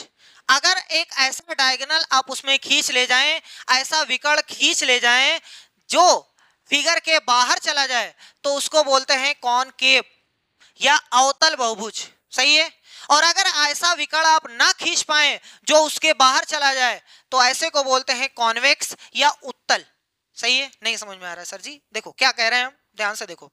हमने कहा एक ऐसा विकर्ण आप खींच ले जाएं, एक ऐसा विकर्ण आप खींच ले जाएं जो इसके बाहर चला जाए, जो फिगर के बाहर चला जाए। जैसे देखो यहां से, सर जी ये तो अंदर है, कहां झूठ बोल रहे हैं? सर जी ये तो अंदर है, कहां झूठ बोल रहे हैं? ये तो अंदर है, ये तो कहां झूठ बोल रहे हैं? लेकिन जब हम यहां से खींचेंगे तो ये तो बाहर चला गया, बाहर चला गया, इसलिए इसको बोला गया है कॉनकेव पॉलीगन यानी अवतल बहुभुज। यहां से आप खींच ही नहीं सकते, खींचोगे अंदर, खींचोगे अंदर। सही है, समझ में आया? एक ऐसा डायगोनल, एक ऐसा विकर्ण अगर आप खींच ले जाएं जो फिगर के बाहर चला जाए तो समझ जाइएगा कॉनकेव है यानी अवतल है, और अगर नहीं आप खींच पाएंगे तो कॉन्वेक्स है यानी उत्तल है। सही है? ये पहला तरीका पहचानने का। दूसरा तरीका ये है, पहले फिर से फिगर बनाते हैं। देखो यही फिगर हमने बनाया था। अरे भैया काहे परेशान कर रहे हो? अच्छा यहाँ टच हो गया तो हो, तुम यहाँ चलो, तुम यहाँ चलो, तुम यहाँ चलो। सही है? देखो भैया हमने यही फिगर बनाया था, और यहाँ जो बनाया था वो कुछ ऐसे था, और यहाँ ऐसे आया था, यहाँ ऐसे आया था, यहाँ ऐसे आया था, यहाँ ऐसे आया था। मान लो यही है। सही है? अब ध्यान से देखिएगा, दूसरी डेफिनेशन ये कहती है कि अगर कोई ऐसा आपके पास पॉलीगन है जिसमें एक एंगल 180 से ज्यादा हो जाए, अंदर की बात होती है, बाहर की बात नहीं होती है। अंदर वाला एक एंगल अगर 180 से ज्यादा हो जाए, 180 से ज्यादा हुआ तो ऐसे को बोला जाता है कॉनकेव पॉलीगन यानी अवतल बहुभुज। जैसे देखो ये वाला एंगल, देखो ये वाला एंगल 180 से ज्यादा हो गया, अंदर का देखते हैं बाहर का नहीं, ये वाला नहीं देखेंगे, ठीक है? ये वाला नहीं देखना, अंदर देखना है। 180 से ज्यादा हो गया ना, 180 सीधा बनता है, ये तो सीधे से ज्यादा मुड़ गया।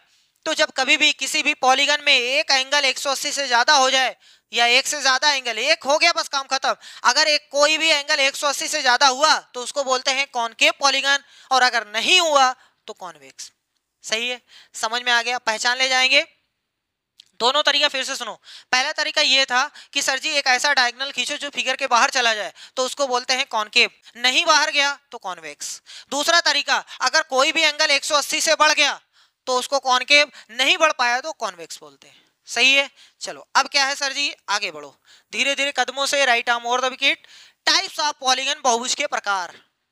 बहुभुज के प्रकार हमने कहा था, बहुभुज दो से ज्यादा साइड होनी चाहिए, दो से ज्यादा भुजा होनी चाहिए, और बंद आकृति होनी चाहिए। आपके सामने 3 वाले को बहुभुज, 4 वाले को बहुभुज, 5 वाले को बहुभुज, इसको सबको बहुभुज बोलेंगे। 3 side, 50 side, 55 side, 4 side, 6 side, कोई भी साइड हो, बंद आकृति हो, 6 भुजा हो, 7 भुजा हो, 8 भुजा हो, उसको हम लोग बहुभुज बोलते हैं। 3 वाले का नाम है, अगर 3 भुजा है, अगर 3 भुजा है तो उसको बोलते हैं ट्राइंगल, जिसको हम लोग क्या कहते हैं, त्रिभुज, जिसको हम लोग बोलते हैं त्रिभुज कहते हैं भैया इसको।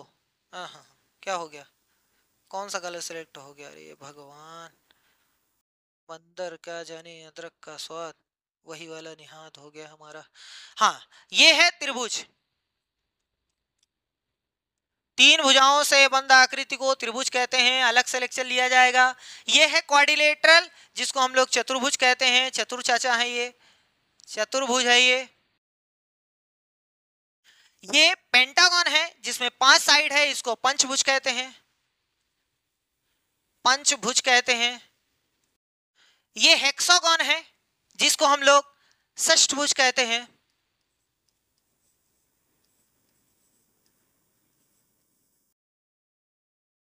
ये हेप्टागन है, इसको तो क्या कहेंगे, सप्तभुज। अरे भगवान, समझ जाइएगा भैया, इसको अष्टभुज कहते हैं। आप लोग खुद समझ जाइएगा, इसको नवभुज कहते हैं, इसको 10 भुज कहते हैं, पता नहीं क्या कहते हैं, आप समझ जाइएगा। ट्राइंगल है, क्वाड्रिलेटरल है, पेंटागन है, हेप्टागन सॉरी हेक्सागन है, हेप्टागन है, ऑक्टागन है, उसके बाद नोनागन है, डेकागन है। इसके बाद भी होता है, लेकिन वो सब आपको जानने की जरूरत नहीं, बस इतना जान जाओ बहुत है। इतना भी ना जानो तो इतना तो जाने रहो, हेक्सागन तक आपको याद होना चाहिए। हेक्सागन में 6 साइड होती है, ये दोनों भी याद कर लो, फायदा ही रहेगा। चलो अब आगे बढ़ते हैं। अब देखते हैं क्या sir ji, number of diagonals, विकर्णों की संख्या। किसी भी बहुभुज में विकर्णों की संख्या कैसे निकालते हैं सर जी? बहुत ही आसान है। पहले देखो हम प्रैक्टिकल में आपको लेके चलते हैं। प्रैक्टिकल में सबसे पहले जैसे आपने देखा होगा क्वाड्रिलेटरल में, क्वाड्रिलेटरल है ये, आप जानते हो कि इसमें 2 हम खींच सकते हैं, एक यहां से, कहाँ है भैया, परेशान किए हो, हाँ, एक यहां से हम खींच सकते हैं, एक यहां से खींच सकते हैं। क्या सर जी कोई और नहीं खींच सकते हैं? तो नहीं खींच सकते हैं। अभी हम उसका फार्मूला बताते हैं कितनी संख्याएं होंगी। चलो मान लो कि हमारे पास एक कोई दूसरा है, इसमें कितना खींचा जा सकता है, तो इसमें देखो 1 2 3 4 5, इसके अलावा आप नहीं खींच सकते हो डायगोनल, इसके अलावा जो विकर्ण है नहीं खींच सकते हो। तो सर जी फार्मूला बताइए, हम भी ऐसे नहीं चेक करेंगे, हम डायरेक्ट बताएंगे। अगर हमारे पास 10 साइड वाले में खींचना है तो कितने रहेंगे, 7 साइड वाला खींचना है तो कितने रहेंगे, तो उसके लिए फार्मूला है विकर्णों की संख्या, जल्दी से नोट करो, भगवान बचाए। विकर्णों की संख्या, नंबर ऑफ डायगोनल, विकर्णों की संख्या, फार्मूला होता है n-3 बटे में 2, ये है फार्मूला, गोद लीजिए। m लिख दिए क्या, अरे भगवान क्या हो गया है दिमाग को। n-3 अपॉन में 2, जहां पर n क्या है, n जो है वो भुजाओं की संख्या है, भुजाओं की संख्या।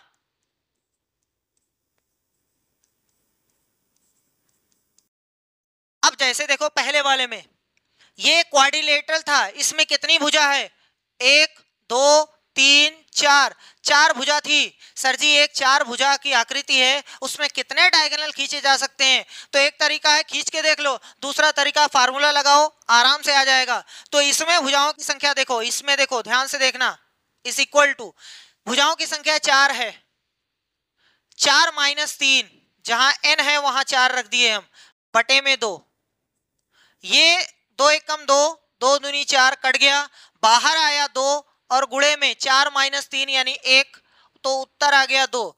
इसका मतलब जो 4 भुजा की आकृति है उसमें 2 ही डायगोनल खींचे जा सकते हैं, इसलिए 2 ही बने थे सर जी। अब इसमें आते हैं, इसमें कितनी भुजा थी, 1 2 3 4 5, 5 भुजा है ना। तो चलिए देखते हैं इसमें कितना बनेगा, भुजाओं की संख्या 5 है तो 5 रखिए, n की जगह पे 5 रखना है, तो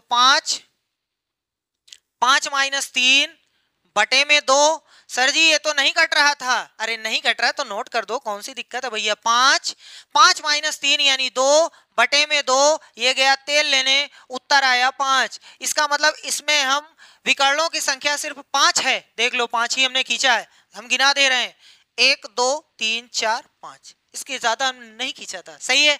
अगर कोई आपके पास ऐसा फिगर मिल जाए, ओहो, अगर कोई ऐसा फिगर मिल जाए जिसमें 6 भुजा हो जैसे ये वाला है, तो बताओ इसमें विकर्णों की संख्या कितनी होगी, तो आराम से देखो, बराबर 6, 6 माइनस 3 बटे में 2, 2 एकम 2, 2 तिहाई 6, बाहर आया 3 और अंदर भी आया 3, तो 3 त्रिक्का 9, यानी इसमें हेक्सागोन में विकर्णों की संख्या 9 रहेगी। अब आपके लिए होमवर्क है, जल्दी से बताइए कि अगर n का मान 7 है, जो 7 भुजाओं वाली आकृति है, तो बताओ उसमें विकर्णों की संख्या कितनी रहेगी, विकर्णों की संख्या जल्दी से बताइए भैया, विकर्णों की संख्या कितनी आएगी, जल्दी से।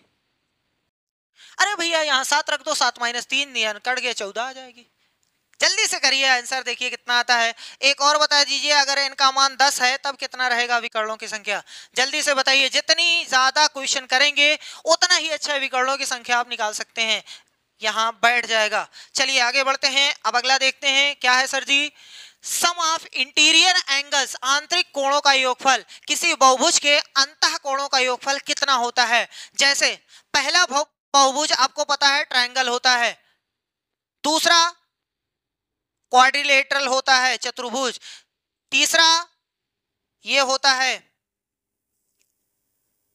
आपने याद किया है कि सर जी इन तीनों का योगफल 180 अंश होता है। आज हम आपको प्रूफ बताते हैं कि कैसे होता है, क्यों ऐसा होता है, तो फार्मूला बनाया गया है।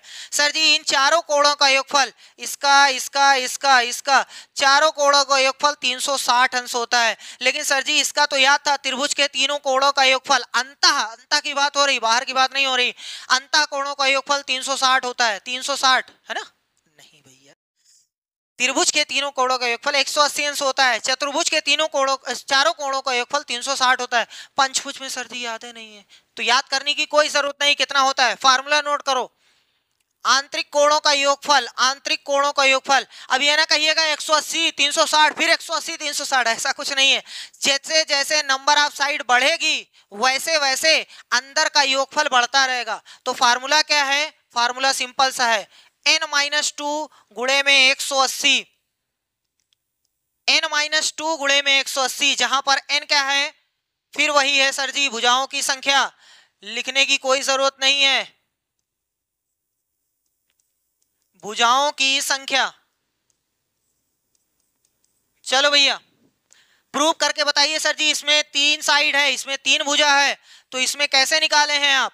देखो भैया 3 - 2, 3 - 2 और गुणे में 180 बराबर 3 में से 2 घटाएंगे 1, तो 1 गुणे 180, उत्तर आ गया 180। इसीलिए दुनिया वाले कहते हैं कि त्रिभुज के तीनों कोणों का योगफल 180 अंश होता है। सही है। चलो 4 वाला देखते हैं। 4 वाला, अगर नंबर ऑफ साइड 4 है तो यहां रखो 4, n की जगह पे रखो 4, 4 n नहीं 4, माइनस में 2 गुणे में 180, ये है फार्मूला। रखो भैया, यहां से आया 4 में से 2 निकालो तो 2 आया, गुणे में 180, 18 का पहाड़ा याद है तो 18 दूना 36 और 0 के साथ में, इसका मतलब 360। देखो सब लोग यही कहते हैं 360 होता है। अब इसका भी निकाला जा सकता है, बस आपको पता चल जाए कि नंबर ऑफ साइड्स कितनी है, भुजाओं की संख्या कितनी है, 1 2 3 4 5, यानी 5 - 2 करना है, गुणे में 180 करना है। यहां से उत्तर आया 3 और गुणे में 180, 18 3 54 होता है, तो उत्तर हो गया 540 अंश। सही है। कल के अगर किसी के पास 6 भुजा रहे, 6 भुजा, तो बस क्या करना है, 6 में से 2 निकालना है, 6 - 2 और गुणे में 180।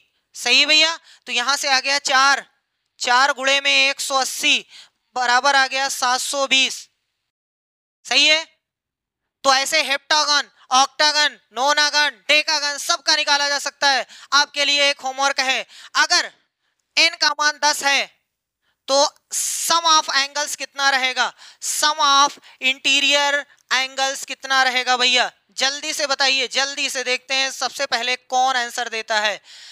सम of interior angles if n is equal to 10, भुजाओं की संख्या 10 है, यानी हमारे पास जो फिगर है वो डेकागन है जिसमें 10 भुज हैं। ठीक है, तो बताओ उसमें एंगल सम कितना रहेगा, अंदर की बात हो रही है, अंदर का योग कितना होगा, जल्दी से बताइए। चलिए एक लास्ट स्लाइड है, खत्म करते हैं। क्या बोला है, सम ऑफ एक्सटीरियर एंगल, बाह्य कोणों का योगफल कितना होगा। अरे सर जी, अच्छा यहां एक चीज और जान लो,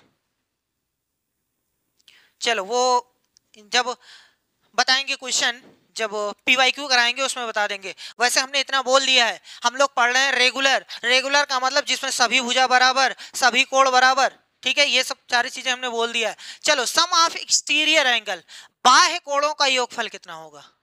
पहले बाह्य कोण समझते हैं। जैसे पहला फिगर आपको पता है ट्रायंगल होता है, सर जी इसमें बाह्य कहाँ है, बाहर कहाँ है, तो बाहर का मतलब जैसे अगर हम इस वाली भुजा को बढ़ा दें तो ये कोण देखो बाहर बन गया, तो इसको बोलते हैं बाह्य कोण। सही है, समझ में आया।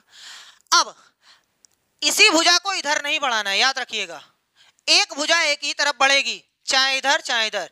अगर हम इस भुजा को इधर बढ़ा दें, इधर बढ़ा दें तो यहां पर बनेगा एक बाह्य कोण, अगर इस भुजा को इधर बढ़ा दें तो यहां बनेगा बाह्य कोण। जितने भी बाह्य कोण हैं, थोड़ा सा और अच्छा बनाते हैं, नहीं तो देखो भैया ये है, ये इधर बढ़ गया, ये इधर बढ़ गया, पंखे की तरह ये इधर बढ़ गया, ये वाला कोण, ये वाला कोण, ये वाला कोण। सही है। जितने अंदर कोण बनते हैं उतने ही बाहर बनेंगे। अगर 3 कोण अंदर बनते हैं तो 3 कोण बाहर बनेंगे। अब कोई ऐसा ना कहिए कि सर जी ये हुक बढ़ा, देखो एक तो और बना, अरे भैया ये और दोनों बराबर है इसलिए इसको नहीं लिया गया। ठीक है। अब कोई कहेगा रुको सर जी है ये वाला तो एक कोण है, अरे भैया ये वाला इसके बराबर है, क्यों बराबर है, जल्दी से आंसर आप खुद बताओ। ये वाला इसके बराबर है, क्यों, क्योंकि वर्टिकली अपोजिट है। सही चीजें है ना, एक दूसरे से रिलेट करते हुए आगे बढ़ते रहो। ए भैया क्या कर रहे हो, चलो बैक बैक बैक। अब सुनो, जितने कोण अंदर बनेंगे उतने ही कोण बाहर बनेंगे। कितने कोण अंदर बनेंगे sir ji? Number of sides. जितनी भुजाएं रहेंगी उतने ही कोण अंदर बनेंगे, उतने ही कोण बाहर बनेंगे। लेकिन अंदर का योगफल बदलता रहता है, बाहर का योगफल हमेशा हमेशा हमेशा 360 अंश रहेगा। हमेशा कितना रहेगा? 360। याद कर लीजिएगा, हमेशा, ये कभी नहीं बदलेगा। बाह्य कोण हमेशा 360 अंश रहेगा। बाह्य कोणों का योगफल हमेशा 360 अंश रहेगा, कभी नहीं कम ज्यादा होगा। इससे हम यह पता कर सकते हैं कि सर जी आप चाह रहे हो ना इसका जानना, इसका जानना चाह रहे हो ना, इसका मान कितना होगा ना, हम बता सकते हैं। आराम से देखिएगा, आराम से। सर जी टोटल कितने हैं? 360। कितने लोगों में बांटना है? 3 तो बाहर बनते हैं, तो 3 से भाग दे दो। 3 एकम 3, 120 अंश सर जी।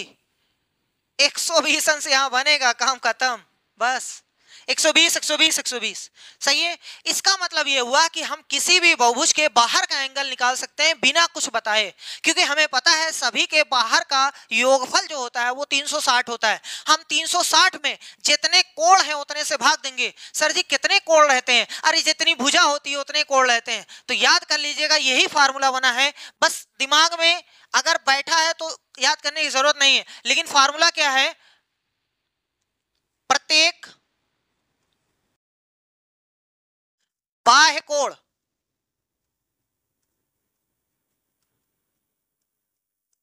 की माप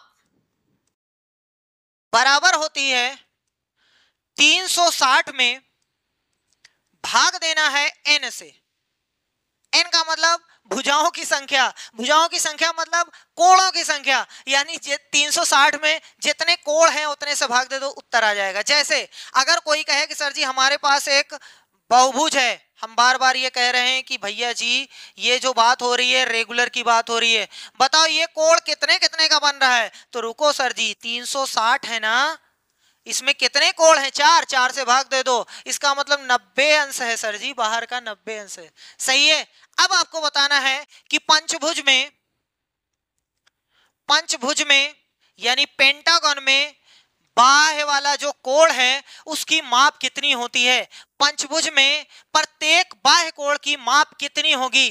तो 360 में 5 से भाग दीजिए, उत्तर आएगा, कुछ तो आएगा ही, 72 उत्तर, वही आपका आंसर हो जाएगा। ठीक है, आज की क्लास में बस इतना ही। मिलते हैं नेक्स्ट वीडियो में, जिसमें हम लोग त्रिभुज को फोड़ेंगे, चतुर्भुज को फोड़ेंगे, और हो सकता है 3D वाला भी फोड़ेंगे, जिससे एक क्वेश्चन यूलर का थ्योरम तो कंपलसरी आता है। ये जो आज बताया गया बहुत अच्छी तरीके से आप इसको हजम करिए, उसके बाद जब हम लोग प्रैक्टिस वाली क्लास लेंगे तो उसमें सारी चीजें और अच्छी तरीके से कंफर्म हो जाएगी कि कैसे यूज किया जाता है। चलिए मिलते हैं नेक्स्ट वीडियो में, तब तक के लिए अपना ख्याल रखिएगा। धन्यवाद।